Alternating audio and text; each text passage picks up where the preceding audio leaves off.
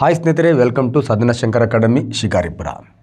So ಸ್ನೇಹಿತರೆ, ತಮ್ಮೆಲ್ಲರೂ ಗೊತ್ತಿದೆ ಸಾಧನಾ ಶಂಕರ್ ಅಕಾಡೆಮಿ. ಸೊ ಇವೆಲ್ಲ ಕೋರ್ಸಸ್ಗಳಿಗೆ ಬೇಕಾಗಿರ್ತಕ್ಕಂಥ ವೀಡಿಯೋನ ಆ್ಯಪ್ನ ಮೂಲಕ ಕೆಲವೇ ದಿನಗಳಲ್ಲಿ ಕೊಡುತ್ತೆ ಸ್ನೇಹಿತರೆ.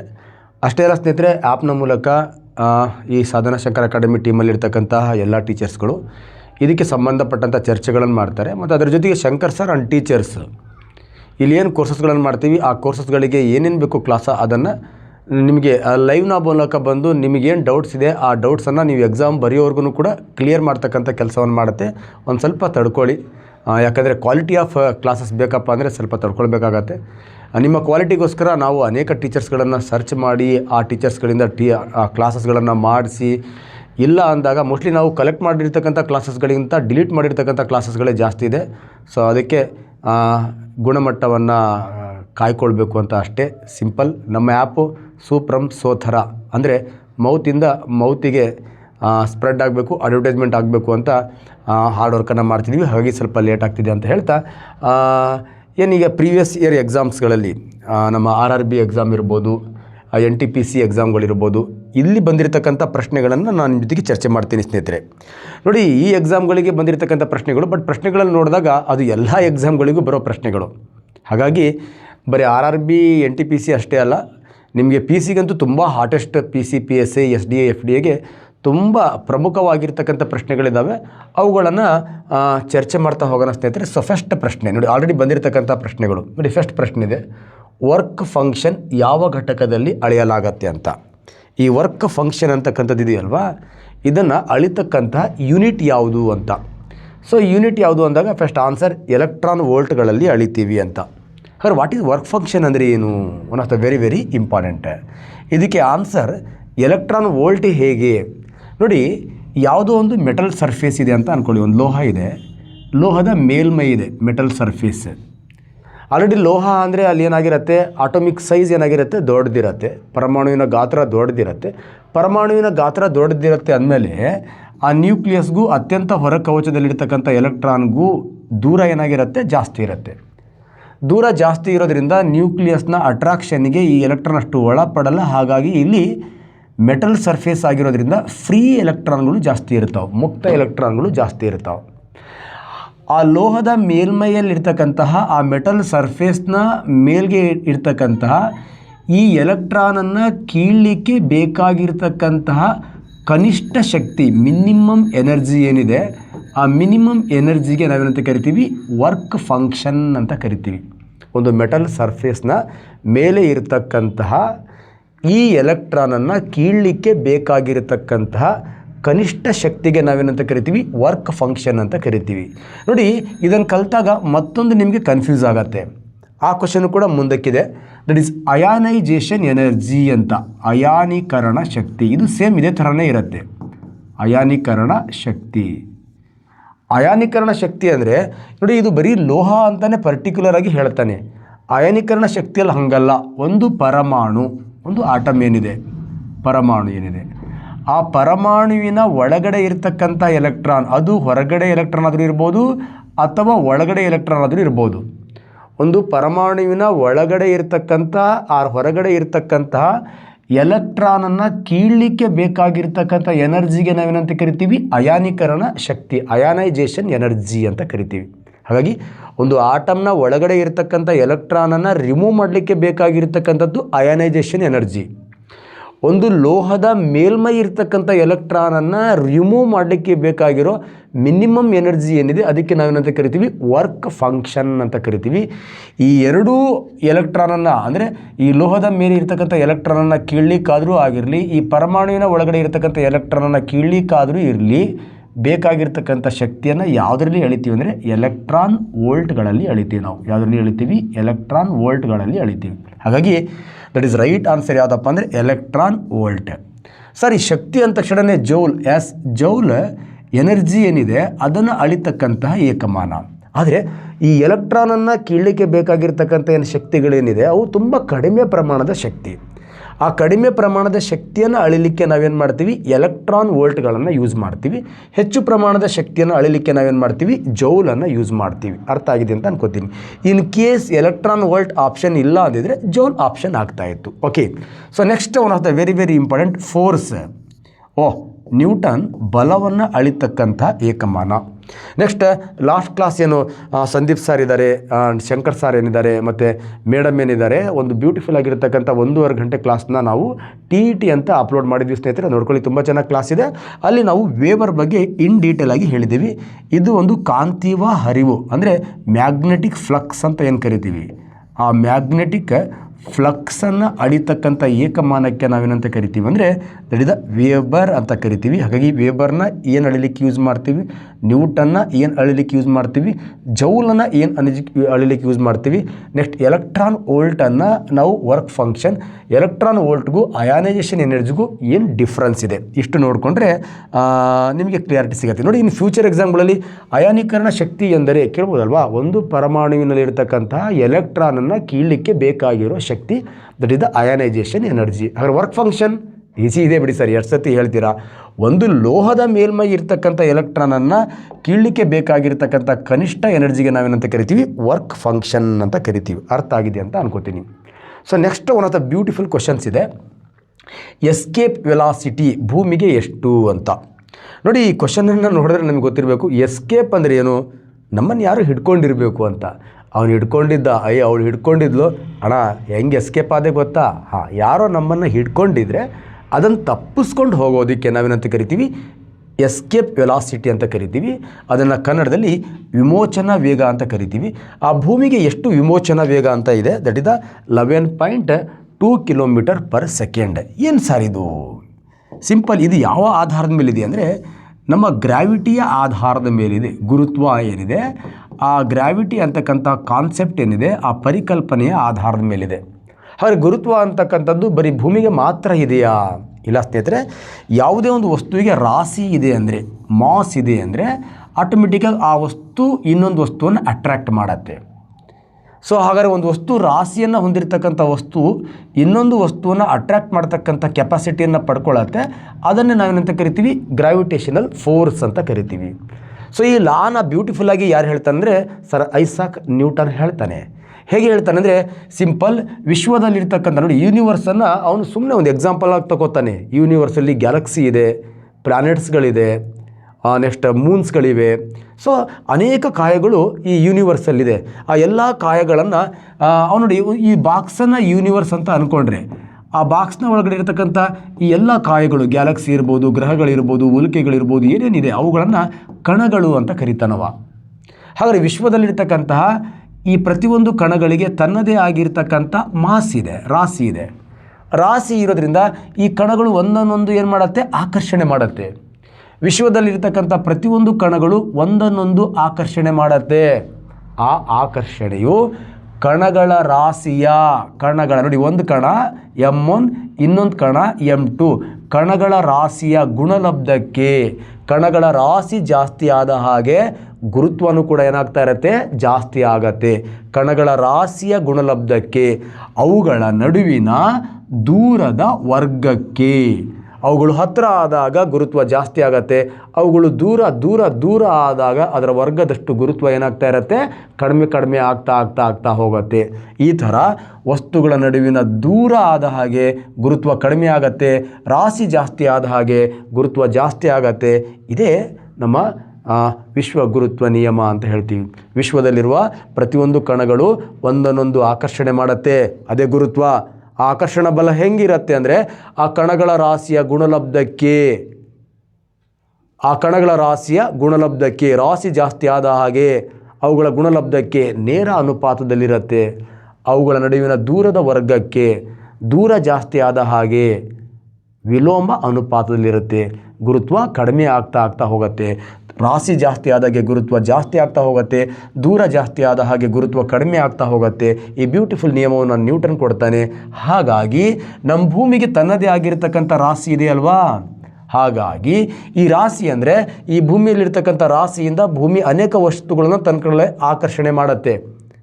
ಆ ಆಕರ್ಷಣ ಬಲವನ್ನು ಭೂಮಿ ನಮ್ಮನ್ನು ಹಿಡ್ಕೊಂಡಿರ್ತಕ್ಕಂಥ ಫೋರ್ಸನ್ನು ಮೀರಿ ಹೋಗಬೇಕಲ್ವಾ, ಆ ಬಲವನ್ನು ದಾಟಿ ಹೋಗಬೇಕಲ್ವಾ. ಆ ಆರಂಭಿಕ ವೇಗಕ್ಕೆ ಭೂಮಿ ನಮ್ಮನ್ನು ಹಿಡ್ಕೊಂಡಿದೆ, ಅಲ್ಲಿಂದ ಎಸ್ಕೇಪ್ ಆಗಲಿಕ್ಕೆ ಬೇಕಾಗಿರೋ ಆರಂಭಿಕ ವೇಗ ಏನಿದೆ ಅದನ್ನು ನಮ್ಮ ಭೂಮಿಯ ಎಸ್ಕೇಪ್ ವೆಲಾಸಿಟಿ ಅಂತ ಕರಿತೀವಿ. ನಮ್ಮ ಭೂಮಿಯ ಎಸ್ಕೇಪ್ ವೆಲಾಸಿಟಿ ಎಷ್ಟಿದೆ ಅಂದರೆ 11.2 ಕಿಲೋಮೀಟರ್ ಪರ್ ಸೆಕೆಂಡ್, 11.2 ಕಿಲೋಮೀಟರ್ ಒಂದು ಸೆಕೆಂಡ್ ವೇಗದಲ್ಲಿ ಈ ಪೆನ್ನನ್ನು ಮೇಲಕ್ಕೆ ಎಸೆದ್ರೆ ಈ ಪೆನ್ ಮತ್ತೆ ಕೆಳಗಡೆ ಬರಲ್ಲ, ಅದು ಭೂಮಿಯನ್ನು ದಾಟಿ ಹೋಗಿಬಿಡತ್ತೆ. ಯಾಕಂದರೆ ಪೆನ್ ಯಾವ ವೇಗದಿಂದ ಮೇಲಕ್ಕೆ ಹೋಯಿತು ಅಂದರೆ ವಿಮೋಚನಾ ವೇಗದಿಂದ ಮೇಲಕ್ಕೆ ಹೋಯಿತು. ಇನ್ನು ಹುಡುಗಿ ಅಂದರೆ ಬೇಜಾರನ್ನ ಎತ್ತಿಬಿಟ್ಟು ಒಂದು ಸೆಕೆಂಡಿಗೆ 11.2 ಕಿಲೋಮೀಟ್ರ್ಗಿಂತ ಹೆಚ್ಚು ವೇಗದಲ್ಲಿ ಅವಳನ್ನು ಮೇಲಕ್ಕೆ ಎಸೆದು ಬಿಟ್ಟರೆ ಪುನಃ ಅವಳು ಭೂಮಿ ಬರಲ್ಲ, ನೀನು ಆರಾಮಾಗಿ ಇರ್ಬೋದು. ಯಾಕಂದರೆ ನಿನ್ನ ಹುಡುಗಿಗೆ ನೀನು ಯಾವ ವೆಲಾಸಿಟಿ ಕೊಟ್ಟಿದೀಯಪ್ಪ ಅಂದರೆ ನಡಿದ ಎಸ್ಕೇಪ್ ವೆಲಾಸಿಟಿ ಕೊಟ್ಟಿದೀಯಾ. ಹಾಗಾದರೆ ಈ ಎಸ್ಕೇಪ್ ವೆಲಾಸಿಟಿ ಏನನ್ನ ಡಿಪೆಂಡ್ ಆಗಿರುತ್ತೆ ಅಂದರೆ ಈ ಭೂಮಿಯ ರಾಶಿಯನ್ನು ಡಿಪೆಂಡ್ ಆಗಿರುತ್ತೆ.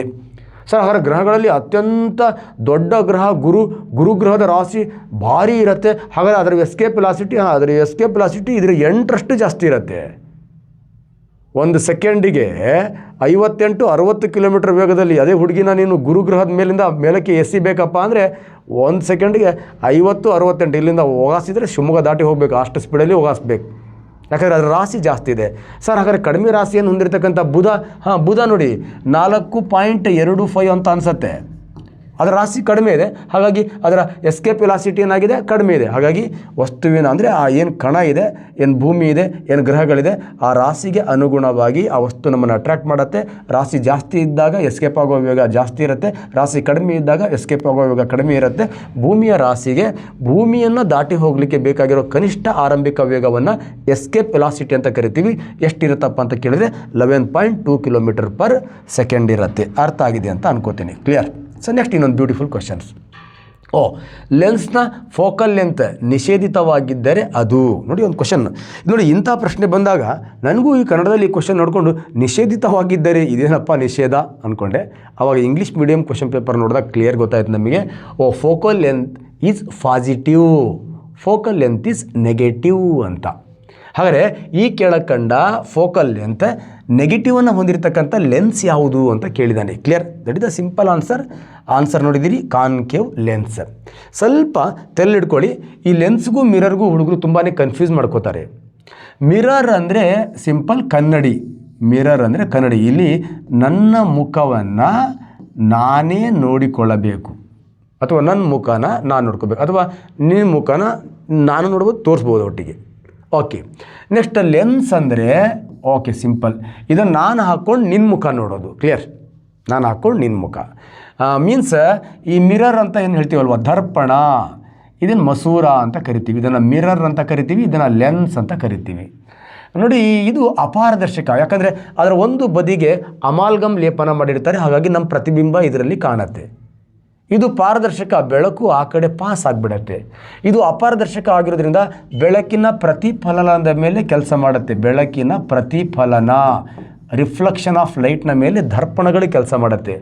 ಇಲ್ಲಿ ಬೆಳಕು ಹಾದು ಹೋಗೋದ್ರಿಂದ ಬೆಳಕಿನ ವಕ್ರೀಭವನ, ರಿಫ್ರಾಕ್ಷನ್ ಆಫ್ ಲೈಟ್ ಏನಿದೆ ಅದರ ಮೇಲೆ ಈ ಲೆನ್ಸ್ಗಳು ಕೆಲಸ ಮಾಡುತ್ತೆ. ಫಸ್ಟ್ ಮಿರರ್ಗೂ ಲೆನ್ಸ್ಗೂ ನಿಮಗೆ ಗೊತ್ತಿರಲಿ. ಇಲ್ಲಿ 2 ಲೆನ್ಸ್ ಇದೆ, ಒಂದು ಕಾನ್ಕೇವ್ ಲೆನ್ಸ್, ಇನ್ನೊಂದು ಕಾನ್ವೆಕ್ಸ್ ಲೆನ್ಸ್ ಅಂತ. ನೋಡಿ ಕಾನ್ವೆಕ್ಸ್ ಲೆನ್ಸ್ ಅಂದರೆ ಈ ಥರ ಇರುತ್ತೆ, ಕಾನ್ವೆಕ್ಸ್. ಎರಡು ಕಡೆ ಉಬ್ಬಿರುತ್ತೆ. ಕೇವ್ ಅಂದರೆ ಗುಹೆ, ಎರಡು ಕಡೆ ಏನಾಗಿರುತ್ತೆ, ತಗ್ಗಿರುತ್ತೆ ಅಂತ. ಕ್ಲಿಯರ್? ನೋಡಿ ಇದಕ್ಕೆ ಒಂದು ಪ್ರಧಾನ ಅಕ್ಷ ಇರುತ್ತೆ, ಇದಕ್ಕೆ ಒಂದು ಪ್ರಧಾನ ಅಕ್ಷ ಇರುತ್ತೆ. ನಾವು ಒಂದು ವಸ್ತುವನ್ನು ಇಲ್ಲಿ ಇಟ್ಟಾಗ, ಕ್ಲಿಯರ್, ಒಂದು ವಸ್ತುವನ್ನು ಇಟ್ಟಾಗ ಸೊ ಆ ವಸ್ತು ಏನಾಗುತ್ತೆ ಅಂದರೆ ಸಿಂಪಲ್ ಈ ಪೀನ ಮಸೂರದ ಒಳಗಡೆ ಹೋಗಿ ಇಲ್ಲೇನು ಸಂಗಮ ಬಿಂದು ಇದೆ ನೋಡಿ, ಸಂಗಮ ಬಿಂದು ಮತ್ತೆ ಮುಂದಕ್ಕೆ ಹೋಗಿ ಸಂಗಮ ಬಿಂದುವಿನಲ್ಲಿ ಕೇಂದ್ರೀಕರಿಸುತ್ತೆ, ಮುಂದಕ್ಕೆ ಹೋಗುತ್ತೆ. ಹಾಗಾಗಿ ಇದನ್ನು ಪ್ಲಸ್ ಸೈನಿಂದ, ಪಾಸಿಟಿವ್ ಸೈನಿಂದ ನಾವು ಇಂಡಿಕೇಟ್ ಮಾಡ್ತೀವಿ. ಇದೇ ನಾವು ಕಾನ್ಕೇವ್ ಲೆನ್ಸ್ ಇದ್ದರೆ ಸಿಂಪಲ್, ಈಗ ಬೆಳಕು ಹೀಗೆ ಬಂದು ಇದು ಬೆಳಕಿನ ಕಿರಣಗಳೇನು ಮಾಡುತ್ತೆ, ವಿಕೇಂದ್ರೀಕರಣ ಮಾಡುತ್ತೆ. ಹೀಗೆ ಡೈವರ್ಜೆಂಟ್ ಮಾಡುತ್ತೆ. ಡೈವರ್ಜೆಂಟ್ ಮಾಡಿದಾಗ ಈ ಥರ ಇಮ್ಯಾಜಿನೇಷನ್ ಮಾಡಿ ಈ ಫೋಕಲ್ ಲೆನ್ಸನ್ನು ನಾವು ಲೆಕ್ಕ ಮಾಡ್ತೀವಿ. ಹಾಗಾಗಿ ಇದಕ್ಕೆ ನಾವು ನೆಗೆಟಿವ್ ಸೈನ್ ಅಂತ ಕರಿತೀವಿ. ಹಾಗಾಗಿ ಇದನ್ನು ನಿಷೇಧಿತ ಅಂತ ಕರಿತೀವಿ, ಇದನ್ನು ಪಾಸಿಟಿವ್ ಅಂತ ಕರಿತೀವಿ. ಹಾಗಾಗಿ ಲೆನ್ಸ್ನ ಫೋಕಲ್ ಲೆಂತ್, ಈ ಕಾನ್ಕೇವ್ ಲೆನ್ಸ್ ಬೆಳಕನ್ನು ವಿಕೇಂದ್ರೀಕರಣ ಮಾಡೋದ್ರಿಂದ ಅದರ ಹಿಂಬದಿಯಲ್ಲಿ ಫೋಕಲ್ ಲೆಂತ್ ಅಂದರೆ ಫೋಕಲ್ ಪಾಯಿಂಟ್ ಆಗೋದ್ರಿಂದ ಇದನ್ನು ನಾವು ನೆಗೆಟಿವ್, ನಿಷೇಧಿತ ಅಂತ ಕರಿತೀವಿ. ಹಾಗಾಗಿ ಕಾನ್ಕೇವ್ ಲೆನ್ಸ್ ಏನಿದೆ, ನಿಮ್ನ ಮಸೂರ ಅಂತ ಏನು ಕರಿತೀವಿ, ಈ ನಿಮ್ನ ಮಸೂರದಲ್ಲಿ ಸಿಂಪಲ್ ನಿಮ್ನ ಮಸೂರದಲ್ಲಿ ನಮಗೆ ನೆಗೆಟಿವ್ ಫೋಕಲ್ ಲೆಂತ್ ಇರುತ್ತೆ. ನೆಕ್ಸ್ಟ್ ಪಿನ ಮಸೂರದಲ್ಲಿ ಪಾಸಿಟಿವ್ ಫೋಕಲ್ ಲೆಂತ್ ಇರುತ್ತೆ. ಆರಾಮಾಗಿ ನೀವು ಲೆಕ್ಕ ಮಾಡ್ಬೋದು. ಎಕ್ಸಾಂಪಲ್ +20 ಆರ್ -20 ಅಂದರೆ minus indicates concave, plus indicates convex. Next ಅಷ್ಟೇ ಅಲ್ಲ, ನಿ ದ ಪ ನೆನ್ಪು ಮಾಡಿಕೊಂಡ್ರೆ ಇದು ಬ್ಯೂಟಿಫುಲ್ಲಾಗಿ ನಾವು ಸಮೀಪ ದೃಷ್ಟಿದೋಷ, ನಿಮ್ನ ಮಸೂರ, ದೂರ ದೃಷ್ಟಿದೋಷ, ದಟ್ ಈಸ್ ಪಿನ ಮಸೂರ. ಹಾಗಾದರೆ ಪ್ಲಸ್ ಅಂದರೆ ದೂರ, ಮೈನಸ್ ಅಂದರೆ ದಟ್ ಈಸ್ ದ ಸಮೀಪ.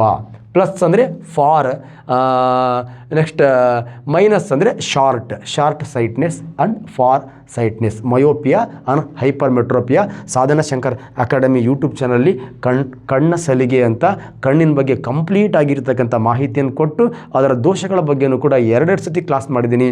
ವಿಡಿಯೋಗಳು ಎಲ್ಲಿದೆ ಅಂತ ಸ್ವಲ್ಪ ಸರ್ಚ್ ಮಾಡಿ ನೋಡ್ಕೊಳ್ಳಿ, ಬ್ಯೂಟಿಫುಲ್ಲಾಗಿ ಗೆಲ್ತೀರಾ ಅಂತ ಹೇಳ್ತಾ ನೆಕ್ಸ್ಟ್ ಇನ್ನೊಂದು ಬ್ಯೂಟಿಫುಲ್ ಆಗಿರ್ತಕ್ಕಂಥ ಕ್ವಶನ್ಗೆ ಎಂಟ್ರಿ ಆಗೋಣ ಸ್ನೇಹಿತರೆ. ಸೂಪರ್ ಕಂಡಕ್ಟರ್ನಲ್ಲಿ ಪ್ರತಿರೋಧ ಏನಿರುತ್ತೆ ಅಂತ. ಸೂಪರ್ ಕಂಡಕ್ಟರ್ನಲ್ಲಿ ಪ್ರತಿರೋಧ ಏನಿರುತ್ತೆ? ಪ್ರತಿರೋಧ ಏನು ಸರ್ ಇದು ಪ್ರತಿರೋಧ? ನೋಡಿ, ಇವೆಲ್ಲ RRB ಕ್ವಶನ್ ಪೇಪರಲ್ಲಿ ಬಂದಿರತಕ್ಕಂಥದ್ದು. ಪ್ರತಿರೋಧ ಏನಾಗಿರುತ್ತೆ? ಶೂನ್ಯ ಇರುತ್ತೆ, 0 ಇರುತ್ತೆ ಅಂತ. ಪ್ರತಿರೋಧ ಅಂದರೆ ಏನು? ಮತ್ತು ನೀವು ಸ್ವಲ್ಪ ಇಂಗ್ಲೀಷ್ ಮೀಡಿಯಂ ಕ್ವಶನ್ಸ್ಗೆ ಹೋದರೆ ಗೊತ್ತಾಗ್ಬಿಡುತ್ತೆ. ರೆಸಿಸ್ಟೆನ್ಸ್ ಅಂತ. ಕನ್ನಡದಲ್ಲಿ ನಾವು ರೋಧ ಅಂತ ಕರಿತೀವಿ. ರೋಧ, ಪ್ರತಿರೋಧ, ಆಪೋಸಿಟ್ ಅಂತ. ಏನು ಆಪೋಸಿಟ್? ಸಿಂಪಲ್ ನೋಡಿ, ನಾವು 3 ಥರ ವಸ್ತುಗಳನ್ನು ನೋಡ್ಕೋತೀವಿ. ಒಂದು ವಾಹಕ, ಇನ್ನೊಂದು ಅವಾಹಕ, ಕ್ಲಿಯರ್, ಇನ್ನೊಂದು ಅತಿವಾಹಕ ಇದೆ ಕಂಡಕ್ಟರ್, ಇದೆ ಇನ್ಸುಲೇಟರ್, ಇದೆ ನಾವೀಗ ಸೂಪರ್ ಕಂಡಕ್ಟರ್ ಅಂತ ಕರಿತೀವಿ. ಸಿಂಪಲ್ ಅವಾಹಕ ಅಂದರೆ ನಮಗೆ ಕ್ಲಿಯರ್ ಗೊತ್ತಿರಲಿ, ಯಾವುದೋ ಒಂದು ವಸ್ತು ಇದೆ, ಆ ವಸ್ತುವಿನಲ್ಲಿ ಎಲೆಕ್ಟ್ರಾನ್ ಏನಾಗ್ತಾ ಇದೆ? ಮೂವ್ ಆಗ್ತಾ ಇದೆ. ಆ ಎಲೆಕ್ಟ್ರಾನ್ ಮೂವ್ ಆಗಲಿಕ್ಕೆ ಆ ವಸ್ತು ಬಿಡ್ತಾನೆ ಇಲ್ಲ. ಹೆಂಗೆ ಹೋಗ್ತೇನೆ ನನ್ನ ಮಗನೇ ಹರಿತಾವಂತ ಆ ಎಲೆಕ್ಟ್ರಾನ್ ಅಪೋಸ್ ಮಾಡ್ತವೆ. ಎಲೆಕ್ಟ್ರಾನ್ ಮೂವ್ ಆಗಲಿಕ್ಕೆ ಬಿಡ್ತಾ ಇಲ್ಲ. ಎಲೆಕ್ಟ್ರಾನ್ ಮೂವ್ ಆಗಲಿಕ್ಕೆ ಬಿಡದೇ ಇರತಕ್ಕಂಥ ಈ ಗುಣವನ್ನೇ ನಾವೇನಂತ ಕರಿತೀವಿ? ರೋಧ. ಅಥವಾ ಎಲೆಕ್ಟ್ರಾನಿಗೆ ಅಪೋಸ್ ಮಾಡ್ತಿರೋದನ್ನು ಪ್ರತಿರೋಧ.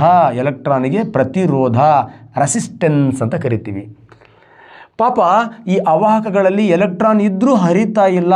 ಕಾರಣ ಅದರ ರೋಧ, ಆ ರೆಸಿಸ್ಟೆನ್ಸ್ ಏನಾಗಿದೆ? ಜಾಸ್ತಿ ಇದೆ. ಅರ್ಥ ಆಗಿದೆ? ಹಾಗಾಗಿ ಈ ಪ್ಲಾಸ್ಟಿಕ್ಗಳಲ್ಲಿ, ಈ ವುಡ್ಗಳಲ್ಲಿ ವಿದ್ಯುತ್ ಎಲೆಕ್ಟ್ರಿಸಿಟಿ ಯಾಕೆ ಫ್ಲೋ ಆಗಲ್ಲ ಅಂದರೆ ಅದರ ಪ್ರತಿರೋಧ ಏನಾಗಿದೆ? ತುಂಬ ಇರುತ್ತೆ ಅಂತ. ನೆಕ್ಸ್ಟ್ ವಾಹಕ ನೋಡಿ, ಈಗ ಲೋಹದಂತಹ ವಸ್ತುಗಳು, ಇವೆಲ್ಲ ಅಲೋಹಗಳು. ಈ ಲೋಹದಂಥ ವಸ್ತುಗಳು ಏನಿದಾವ, ಇವುಗಳಲ್ಲಿ ವಿದ್ಯುತ್ ಹರಿಯತ್ತೆ. ವಿದ್ಯುತ್ ಹರಿಲಿಕ್ಕೆ ಇಲ್ಲೂ ಕೂಡ ಆಪೋಸಿಟ್ ಇದೆ, ಆದರೆ ಆ ಆಪೋಸನ್ನು ಮೀರಿ ಹರಿಯತ್ತೆ ಇದು. ಹಾಗಾದರೆ ಲೋಹಗಳಲ್ಲೂ ಎಲೆಕ್ಟ್ರಾನ್ ಹರಿಯತ್ತೆ. ಎಲೆಕ್ಟ್ರಾನ್ ಹರಿಯುವಿಕೆಗೆ ಅಡ್ಡಿಯನ್ನು ಉಂಟು ಮಾಡತಕ್ಕಂಥ ಆ ಲೋಹದ ಗುಣಕ್ಕೆ ನಾವೇನಂತ ಕರಿತೀವಿ? ರೋಧ ಆರ್ ಪ್ರತಿರೋಧ. ಆದರೆ ಅವಾಹಕಗಳಲ್ಲಿ ಇದ್ದಷ್ಟು ಪ್ರತಿರೋಧ ವಾಹಕಗಳಲ್ಲಿಲ್ಲ, ಲೋಹಗಳಲ್ಲಿಲ್ಲ. ಲೋಹಗಳಲ್ಲಿ ರೋಧ ಇದೆ, ಆದರೂ ಆ ರೋಧವನ್ನು ಮೀರ್ಕೊಂಡು, ಅದನ್ನು ಜಾರ್ಕೊಂಡು, ಅದನ್ನು ಒದ್ದುಕೊಂಡು ವಿದ್ಯುತ್ ಹರಿಯತ್ತೆ. ಹಾಗಾಗಿ ತನ್ನ ಮೂಲಕ ವಿದ್ಯುತ್ತನ್ನು ಹರಿಯಲು ಬಿಡತಕ್ಕಂತಹ ವಸ್ತುಗಳಿಗೆ ವಿದ್ಯುತ್ ವಾಹಕ. ಸಾಮಾನ್ಯವಾಗಿ ಲೋಹಗಳಲ್ಲಿ ವಿದ್ಯುತ್ ಹರಿಯತ್ತೆ, ವಿದ್ಯುತ್ ವಾಹಕ. ಮತ್ತು ಲೋಹಗಳಲ್ಲಿ ನಾವು ಬೆಳ್ಳಿ ಉತ್ತಮ ವಿದ್ಯುತ್ ವಾಹಕ ಅಂತ ಕರಿತೀವಿ. ಮೀನ್ಸ್ ಬೆಳ್ಳಿಯಲ್ಲಿ ರೋಧದ ಪ್ರಮಾಣ ಕಡಿಮೆ ಇರುತ್ತೆ, ವಿದ್ಯುತ್ ವೇಗವಾಗಿ ಹರಿಯತ್ತೆ. ಅದೇ ನಾವು ಟಂಗಸ್ಟನಿಗೆ ಹೋಗ್ಬಿಟ್ರೆ, ಟಂಗಸ್ಟನಲ್ಲಿ ರೋಧ ಜಾಸ್ತಿ ಇದೆ. ಹಾಗೆ ರೋಧ ಜಾಸ್ತಿ ಇದೆ ಅಂದರೆ ವಿದ್ಯುತ್ ಹರಿಯತ್ತೆ ಎಲೆಕ್ಟ್ರಾನು. ಎಲೆಕ್ಟ್ರಾನು ಮತ್ತು ರೋಧದ ನಡುವೆ ಘರ್ಷಣೆಯಾಗಿ ಟಂಗಸ್ಟನ್ ತಂತಿ ಬಿಸಿ ಆಗತ್ತೆ. ಅಲ್ಲಿಗೆ ಆ ಬಿಸಿಯನ್ನೇ ಬೆಳಕಾಗಿ ಬಲ್ಬ್ಗಳಲ್ಲಿ ಬಳಸ್ತೀವಿ ನಾವು. ಅಂದರೆ ಒಂದು ವಾಹಕದಲ್ಲಿ ರೋಧ ಜಾಸ್ತಿ ಇದ್ದಾಗ ಹರಿಯುವ ವಿದ್ಯುತ್ ಆವೇಶಗಳು ರೋಧದ ನಡುವೆ ಘರ್ಷಣೆಯಾಗಿ ಉಷ್ಣವನ್ನು ಉತ್ಪತ್ತಿ ಮಾಡುತ್ತೆ. ಅದನ್ನೇ ವಿದ್ಯುತ್ನ ಉಷ್ಣೋತ್ಪಾದನಾ ಪರಿಣಾಮ. ಯಾವ ಪ್ರಮಾಣದಲ್ಲಿ ಉಷ್ಣವನ್ನು ಉತ್ಪತ್ತಿ ಮಾಡುತ್ತೆ ಅದನ್ನು ಜೌಲ್ ಹೇಳ್ತಾನೆ. ಅದನ್ನು ಜೌಲ್ ಹೀಟ್ ಎಫೆಕ್ಟ್, ಜೌಲನ್ನು ಉಷ್ಣೋತ್ಪಾದನಾ ಪರಿಣಾಮ. ಸ್ನೇಹಿತರೆ, ಅವೆಲ್ಲ 10th ಕ್ಲಾಸಸ್ಗಳನ್ನು ನಿಮಗೆ ಯಾರು ಆ್ಯಪನ್ನು ಪರ್ಚೇಸ್ ಮಾಡ್ತೀರಾ ಅವರಿಗೆ ಫ್ರೀಯಾಗಿ ಮಾಡಿಕೊಡ್ತೀನಿ. ಅಲ್ಲಿ ನಿಮಗೆ 8th 9th ಆ್ಯಂಡ್ 10th ಎಲ್ಲ ಕ್ಲಾಸಸ್ಗಳನ್ನು, ಸೈನ್ಸ್ ಕ್ಲಾಸಸ್ಗಳನ್ನಂತೂ ನಾನು ಫ್ರೀಯಾಗಿ ಮಾಡಿಕೊಡ್ತೀನಿ. ಅಲ್ಲಿ ನಿಮಗೆ ಕ್ಲಿಯರಾಗಿ ಒಳ್ಳೊಳ್ಳೆ ಡ್ರಾಮದ ಮೂಲಕ ಹೇಳ್ತಾ ಬರ್ತೀನಿ ಸ್ನೇಹಿತರೆ. ನಾವು ಬೆಳ್ಳಿಯಿಂದ ಉಷ್ಣ ಪಡೆಯೋಕ್ಕಾಗಲ್ಲ, ಯಾಕಂದರೆ ಬೆಳ್ಳಿಯಲ್ಲಿ ರೋಧ ಕಡಿಮೆ ಇದೆ. ಟಂಗಸ್ಟನ್ನಿಂದ ಉಷ್ಣ ಪಡಿಬೋದು. ಹಾಗಾದರೆ ಟಂಗಸ್ಟನಲ್ಲಿ ವಿದ್ಯುತ್ ಹರಿಯುತ್ತೆ, ರೋಧನೂ ಜಾಸ್ತಿ ಇದೆ, ಹಾಗಾಗಿ ಇದರಿಂದ ಉಷ್ಣ ಬರುತ್ತೆ. ಇಲ್ಲೂ ಕ್ವಶನ್ ಆಗ್ಬೋದು, ಯಾವ ವಾಹಕದಲ್ಲಿ ಉಷ್ಣವನ್ನು ಪಡಿಬೇಕಾದರೆ ವಿದ್ಯುತ್ ಹರಿವಿನ ಜೊತೆಗೆ ಈ ಕೆಳಕಂಡ ರೋಧ ಜಾಸ್ತಿ ಇರಬೇಕಾ, ಸಮ ಇರಬೇಕಾ, ಕಡಿಮೆ ಇರಬೇಕಾ, ಈ ಥರ ಕೇಳ್ತಾನೆ ಅಲ್ವಾ. ರೋಧ ಜಾಸ್ತಿ ಇರ್ತದೆ, ಹೆಚ್ಚು ರೋಧ, ಹೆಚ್ಚು ದ್ರವಣ ಬಿಂದುವನ್ನು ಹೊಂದಿರತಕ್ಕಂಥ ತಂತಿಗಳ ಮೂಲಕ ವಿದ್ಯುತ್ತನ್ನು ಹಾಯಿಸಿ ಉಷ್ಣವನ್ನು ಪಡ್ಕೊಳ್ತೀವಿ. ಬಲ್ಬ್ ಇರ್ಬೋದು, ವಾಟರ್ ಹೀಟರ್ ಕಾಯಿಲ್ಗಳಿರ್ಬೋದು, ಅವೆಲ್ಲ ಮಾಡ್ತೀವಿ, ಬೇಡ ಬಿಡಿ ನಮಗೆ. ಒಟ್ಟಾರೆಯಾಗಿ ಅವಾಹಕಗಳಲ್ಲಿ ವಿದ್ಯುತ್ ಹರಿಲಿಕ್ಕೆ ಆಪೋಸಿಟ್ ಇದೆ. ರೋಧ ಜಾಸ್ತಿ ಇದೆ, ವಿದ್ಯುತ್ ಹರಿತಾ ಇಲ್ಲ. ವಾಹಕಗಳಲ್ಲಿ ರೋಧ ಸ್ವಲ್ಪ ಕಡಿಮೆ ಇದೆ, ವಿದ್ಯುತ್ ಹರಿತಾ ಇದೆ. ಈಗ ಯಾವುದೋ ಒಂದು ಇದೆ ವಸ್ತು, ಅದರಲ್ಲಿ ವಿದ್ಯುತ್ ಹರಿತಾ ಇದೆ, ರೋಧನೇ ಇಲ್ಲ, ಜೀರೋ ರೋಧ, ಒಡ್ಡಿ ಅಲ್ಲಿಗೆ ವಿದ್ಯುತ್ ಹರಿತಲ್ಲೇ ಇರುತ್ತೆ. ಯಾವುದೇ ಡಿಸ್ಟರ್ಬ್ ಇಲ್ಲದೆ ವಿದ್ಯುತ್ತನ್ನು ತನ್ನ ಮೂಲಕ ಹರಿಯಲು ಬಿಡ್ತಕ್ಕಂತಹ ಆ ವಸ್ತುವನ್ನು ನಾವೇನಂತ ಕರಿತೀವಿ, ಸೂಪರಾಗಿ ವಿದ್ಯುತ್ ಹರಿಯುತ್ತೆ, ಸೂಪರ್ ಕಂಡಕ್ಟರ್ ಅಂತ ಕರಿತೀವಿ. ಸೂಪರ್ ಕಂಡಕ್ಟರ್ಗಳಲ್ಲಿ ಪ್ರತಿರೋಧ, ಆ ರೆಸಿಸ್ಟೆನ್ಸ್ ಏನಾಗಿರುತ್ತೆ, ಜೀರೋ ಇರುತ್ತೆ. ದಿಸ್ ಕಾನ್ಸೆಪ್ಟನ್ನು ಫಸ್ಟ್ ಯಾರು ಕೊಡ್ತಾನಂದರೆ 1911 ಕೆಮ್ಮರ್ ಒನ್ ಲಿಂಕ್ಸ್ ಅನ್ನೋನು ಕೊಡ್ತಾನೆ. ಕೆಮ್ಮರ್ ಒನ್ ಲಿಂಕ್ಸ್ ಏನು ಮರ್ಕ್ಯುರಿ ಇದೆ, ಆ ಮರ್ಕ್ಯುರಿಯ ತಾಪವನ್ನು ಕಡಿಮೆ ಮಾಡ್ತಾ ವಿದ್ಯುತ್ತನ್ನು ಹರಿಸ್ತಾ ಬರ್ತಾನೆ. ಯಾವುದೋ ಒಂದು ಜಾಗದಲ್ಲಿ ತಾಪ ತುಂಬ ಕಡಿಮೆ ಆದಾಗ ಅದರ ರೆಸಿಸ್ಟೆನ್ಸ್, ಅದರ ರೋಧ ಏನಾಗಿಬಿಡತ್ತೆ, ಜೀರೋ ಆಗಿಬಿಡತ್ತೆ. ಕರೆಂಟ್ ಇವನು ಏನು ಎಕ್ಸ್ಪೆಕ್ಟೇಷನ್ ಮಾಡ್ತಾನೆ ಅದಕ್ಕಿಂತ ಫಾಸ್ಟಾಗಿ ಸೂಪರಾಗಿ ಹರಿತದೆ. ಆ ಥರ ಎಕ್ಸ್ಪೆರಿಮೆಂಟ್ ಮಾಡೋದ್ರ ಮೂಲಕ ಸೂಪರ್ ಕಂಡಕ್ಟರ್ ಏನಿದೆ ಇದರ ಆವಿಷ್ಕಾರ ಆಗುತ್ತೆ ಸ್ನೇಹಿತರೆ. ಇದೇ ಸೂಪರ್ ಕಂಡಕ್ಟರನ್ನು ನಾವು ಬುಲೆಟ್ ಟ್ರೈನ್ಗಳಲ್ಲಿ ಬಳಸ್ತಾ ಇದ್ದೀವಿ, MRI ಸ್ಕ್ಯಾನಿಂಗ್ಗಳಲ್ಲಿ ಬಳಸ್ತಾ ಇದ್ದೀವಿ, ಇವೆಲ್ಲ ಅನೇಕ ಅಪ್ಲಿಕೇಶನ್ಸ್ ಇದೆ. ಹಾಗಾಗಿ ಅತಿ ವಾಹಕಗಳಲ್ಲಿ ಪ್ರತಿರೋಧ ಏನಾಗಿರುತ್ತೆ ಅಂದರೆ ಜೀರೋ ಇರುತ್ತೆ. ಅರ್ಥ ಆಗಿದೆ ಅಂತ ಅನ್ಕೋತೀನಿ. ಕ್ಲಿಯರ್? ಓಕೆ. ನೆಕ್ಸ್ಟ್, ಸೌರಶಕ್ತಿಯ ಮುಖ್ಯ ಮೂಲ ಘಟಕ ಯಾವುದು ಅಂತ. ಸೋಲಾರ್ ಎನರ್ಜಿ ಇದೆಯಲ್ವಾ, ಈ ಸೋಲಾರ್ ಎನರ್ಜಿಯ ಮೇನ್ ಸೋರ್ಸ್ ಯಾವುದು ಅಂತ ನೋಡಿ. ಈ ಕ್ವಶನ್ ಇಂಗ್ಲೀಷಲ್ಲಿ ಕೊಟ್ಬಿಟ್ಟಿದ್ದೀರಲ್ಲ ಸರ್, ಕನ್ನಡದಲ್ಲೂ ಕೂಡ ಅವನು fusion, fission and radioactivity and ionisation ಅಂತಲೇ ಕೊಟ್ಬಿಟ್ಟಿದ್ದಾನೆ ಅವನು. ಅದಕ್ಕೆ ಇಂಗ್ಲೀಷಲ್ಲೇ ಹಾಕ್ಬಿಟ್ಟಿದ್ದೀವಿ ನಾವು. ಕ್ಲಿಯರ್? ಸೊ ನಿಮಗೆ ಗೊತ್ತಿರಲಿ, ಇದಕ್ಕೆ ಆನ್ಸರ್ ಬ್ಯೂಟಿಫುಲ್ ಆಗಿರ್ತಕ್ಕಂಥ ಆನ್ಸರ್ನ ಡೈರೆಕ್ಟ್ ಹೋಗ್ಬಿಡ್ತೀನಿ, ಫ್ಯೂಸನ್. ಸಾಮಾನ್ಯವಾಗಿ ಸೌರಶಕ್ತಿ ಅಂತ ಅಲ್ಲ, ನಕ್ಷತ್ರಗಳಲ್ಲಿ ಇರ್ತಕ್ಕಂಥ ಅಗಾಧ ಪ್ರಮಾಣದ ಶಕ್ತಿಗೆ ಕಾರಣ ಯಾವುದಪ್ಪ ಅಂದರೆ ಫ್ಯೂಸನ್. ಫ್ಯೂಸನ್ ಅಂದರೆ ಫ್ಯೂಸ್ ಸೇರೋದು, ತಡಿದ ಸಮ್ಮಿಲನ, ನ್ಯೂಕ್ಲಿಯ ಸಮ್ಮಿಲನ ಆರ್ ಬೈಜಿಕ ಸಮ್ಮಿಲನ. ಫಿಷನ್ ಅಂದರೆ ಹೊಡೆಯೋದು, ಬೈಜಿಕ ವಿದಳನ, ಹೊಡೆಯೋದು, ನ್ಯೂಕ್ಲಿಯಸ್ ಹೊಡೆಯೋದು, ನ್ಯೂಕ್ಲಿಯಸ್ ಸೇರೋದು. ರೇಡಿಯೋ ಆಕ್ಟಿವ್ ಡಿಕೆ, ವಿಕಿರಣಪಟುತ್ವದಿಂದ ಆ ವಸ್ತು ನಾಶ ಆಗ್ತಕ್ಕಂಥದ್ದು. ಅಯಾನೈಜೇಷನ್ ಆಲ್ರೆಡಿ ಹೇಳಿದ್ದೀನಿ, ಅಯಾನೀಕರಣ ಶಕ್ತಿ ಫಸ್ಟ್ ಸ್ಲೈಡಲ್ಲಿ ಹೇಳಿದ್ದೀನಿ. ಒಂದು ಪರಮಾಣುವಿನಲ್ಲಿರ್ತಕ್ಕಂತಹ ಎಲೆಕ್ಟ್ರಾನನ್ನು ಕೀಳಲಿಕ್ಕೆ ಬೇಕಾಗಿರೋ ಕನಿಷ್ಠ ಎನರ್ಜಿಗೆ ನಾವು ಅಯಾನೈಜೇಷನ್ ಎನರ್ಜಿ ಅಂತ ಕರಿತೀವಿ. ನೋಡಿ, ಸಮ್ಮಿಲನ ವಿದಳನ ಏನಿದು? ಆ್ಯಕ್ಚುಲಿ ಈ ವಿದಳನವನ್ನು ಹ್ಯಾನ್ಸ್ ಬೇಥೆ ಅಂತಕ್ಕಂತಹ ಸೈಂಟಿಸ್ಟ್ ಮೊಟ್ಟ ಮೊದಲು ಸಂಶೋಧನೆ ಮಾಡ್ತಾನೆ. ಈ ಫಿಷನ್ ಅಂತ ಇದೆಯಲ್ವಾ, ಇದನ್ನು ಅಟ್ಟೋಹಾನ್ ಮತ್ತು ಫ್ರೀಜ್ ಸ್ಟ್ರಾಸ್ಮನ್ ಇವರು ಫಸ್ಟ್ ಆವಿಷ್ಕಾರ ಮಾಡ್ತಾರೆ. ಇವರು ಯುರೇನಿಯಂ ಧಾತುವನ್ನು ನ್ಯೂಕ್ಲಿಯ ವಿದಳನಕ್ಕೆ ಒಳಪಡಿಸಿ ಈ ನ್ಯೂಕ್ಲಿಯ ವಿದಳನ ಅಂತಕ್ಕಂಥ ಕಾನ್ಸೆಪ್ಟನ್ನು ಕೊಡ್ತಾರೆ. ಇವರು ಹೈಡ್ರೋಜನ್ ಧಾತುವನ್ನು ಸಮ್ಮಿಲನಕ್ಕೆ ಒಳಪಡಿಸಿ ಹೈಡ್ರೋಜನ್ ಸಮ್ಮಿಲನ ಅಂತಕ್ಕಂಥ ಒಂದು ಬ್ಯೂಟಿಫುಲ್ ಕಾನ್ಸೆಪ್ಟನ್ನು ಬೇತೆ ಕೊಡ್ತಾನೆ. ಒಟ್ಟೋಹಾನ್ ಅಂಡ್ ಫ್ರೀಜ್ ಸ್ಟ್ರಾಸ್ಮನ್ ಈ ಒಂದು ಫಿನೋಮಿನವನ್ನು ಕೊಡ್ತಾರೆ ಸ್ನೇಹಿತರೆ. ಈ ಸಮ್ಮಿಲನ ಮತ್ತು ವಿದಳನ ಇದೆಯಲ್ವಾ, ಇವೆರಡೂ ಕೂಡ ಒಂದು ಪರಮಾಣುವಿನ ನ್ಯೂಕ್ಲಿಯಸ್ಗೆ ಸಂಬಂಧಪಟ್ಟಂತಹ ಮಾಹಿತಿ ಸ್ನೇಹಿತರೆ. ನೋಡಿ, ಒಂದು ಪರಮಾಣುವಿನ ನ್ಯೂಕ್ಲಿಯಸ್ ಒಡೆದ್ರೆ ಅದಕ್ಕೆ ನಾವು ನ್ಯೂಕ್ಲಿಯ ವಿದಳನ ಅಂತ ಕರಿತೀವಿ. 1 ಗ್ರಾಂ ಯುರೇನಿಯಂ ನ್ಯೂಕ್ಲಿಯ ವಿದಳನಕ್ಕೆ ಒಳಪಟ್ಟರೆ, ಅದೇ ರೀತಿ ಹಗುರವಾಗಿರ್ತಕ್ಕಂತಹ ನ್ಯೂಕ್ಲಿಯಸ್, ಒಂದು ಪರಮಾಣುವಿನ ನ್ಯೂಕ್ಲಿಯಸ್ ಸೇರಿದ್ರೆ ಅದಕ್ಕೆ ನ್ಯೂಕ್ಲಿಯ ಸಮ್ಮಿಲನ ಅಂತ ಕರಿತೀವಿ. 1 ಗ್ರಾಂ ಹೈಡ್ರೋಜನ್ ಸಮ್ಮಿಲನಕ್ಕೆ ಒಳಪಟ್ಟರೆ, ನೋಡಿ ಇದು ವಿದಳನಕ್ಕೆ ಒಳಪಟ್ಟರೆ, ಇದು ಸಮ್ಮಿಲನಕ್ಕೆ ಒಳಪಟ್ಟರೆ ಅಗಾಧ ಪ್ರಮಾಣದ ಶಕ್ತಿ ಸ್ನೇಹಿತರೆ. 1 ಗ್ರಾಂ ಯುರೇನಿಯಂ ವಿದಳನಕ್ಕೆ ಒಳಪಟ್ಟರೆ 8.2 × 10⁴ ಜೂಲ್ಸ್ ಎನರ್ಜಿ. 1 ಗ್ರಾಮ್ ಹೈಡ್ರೋಜನ್ ಸಮ್ಮಿಲನಕ್ಕೆ ಒಳಪಟ್ಟರೆ 6.0 × 10⁴ ಜೂಲ್ಸ್ ಎನರ್ಜಿ. ಸಾರ್ ಗೊತ್ತಾಗಲ್ಲ ಸರ್ ಆರ್ಟ್ಸ್ ಕಾಮರ್ಸ್ ಬೇಡ ಬಿಡಿ. ನೋಡಿ ಇಲ್ಲಿ 82 ಗಿಗಾಜೂಲ್ಸ್ ಎನರ್ಜಿ, ಇಲ್ಲಿ 300 ಗಿಗಾಜೂಲ್ಸ್ ಎನರ್ಜಿ. ಅಂದರೆ 2000 ಲೀಟರ್ ಪೆಟ್ರೋಲನ್ನು ಸುಟ್ಟಿದಾಗ ಎಷ್ಟು ಎನರ್ಜಿ ಬರುತ್ತೋ ಅಷ್ಟು ಎನರ್ಜಿ ಬರೀ 1 ಗ್ರಾಮ್ ಯುರೇನಿಯಂ ಕೊಡುತ್ತೆ.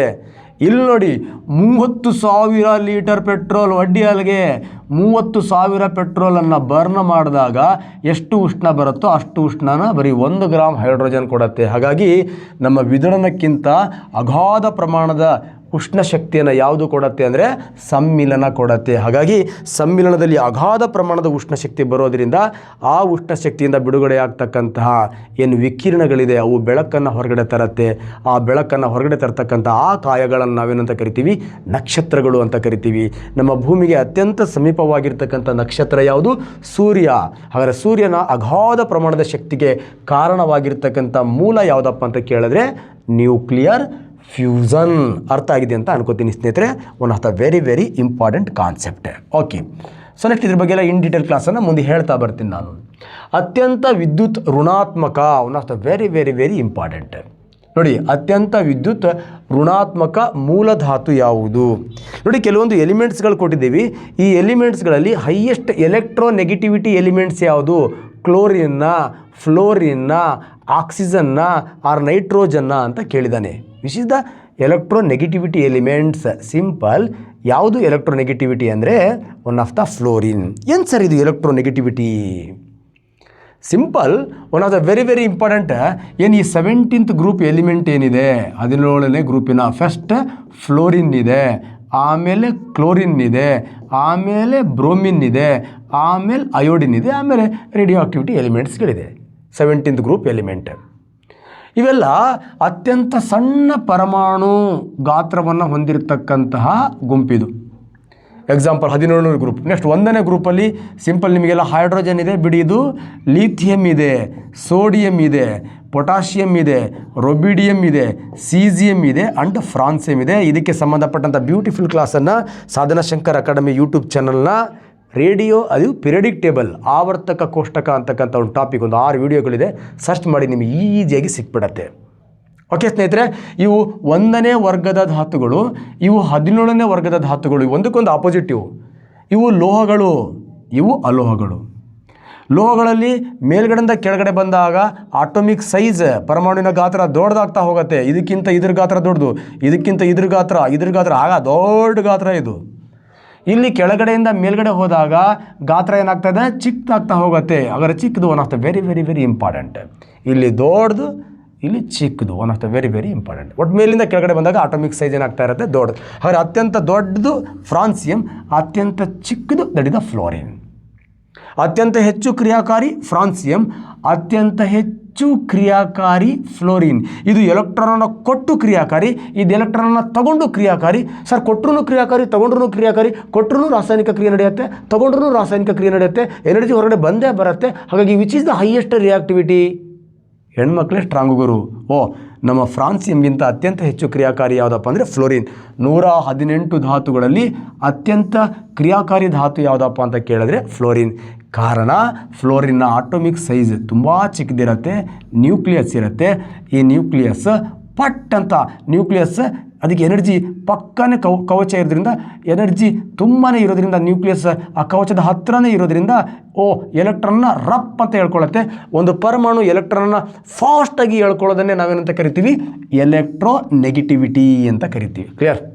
ಹಾಗಾಗಿ ನಮ್ಮ ಫ್ಲೋರಿನ್ನ ಎಲೆಕ್ಟ್ರೋನೆಗೆಟಿವಿಟಿ ಜಾಸ್ತಿ ಇರುತ್ತೆ, ನಮ್ಮ ಫ್ರಾನ್ಸಿಯಮ್ದ ಎಲೆಕ್ಟ್ರೋಪಾಸಿಟಿವಿಟಿ ಏನಾಗಿರುತ್ತೆ? ಜಾಸ್ತಿ ಇರುತ್ತೆ. ಹಾಗಾಗಿ ನಮ್ಮ ಇಲ್ಲಿ ಪಾಸಿಟಿವಿಟಿ, ಇಲ್ಲಿ ನೆಗೆಟಿವಿಟಿ. ಹಾಗಾಗಿ ಅತ್ಯಂತ ಎಲೆಕ್ಟ್ರೋನೆಗೆಟಿವಿಟಿಯನ್ನು ಹೊಂದಿರತಕ್ಕಂಥ ಧಾತು ಯಾವುದಪ್ಪ ಅಂತ ಕೇಳಿದ್ರೆ ಫ್ಲೋರಿನ್. ಇಲ್ಲಿ ಒಂದು ಕ್ವಶನ್ ಬರುತ್ತೆ, ಎಲೆಕ್ಟ್ರೋನೆಗೆಟಿವಿಟಿ ಬಿಟ್ಟು ಎಲೆಕ್ಟ್ರೋ ಅಫಿನಿಟಿ ಅಂತ ಕೇಳಿಬಿಟ್ಟು ಅಂದರೆ ಮತ್ತು ಗೂಟ.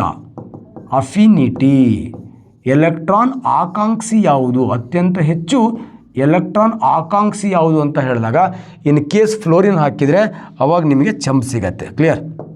ಸರ್ ಎಲೆಕ್ಟ್ರಾನ್ ಆಕಾಂಕ್ಷಿ ಅಂದ್ರೇನು?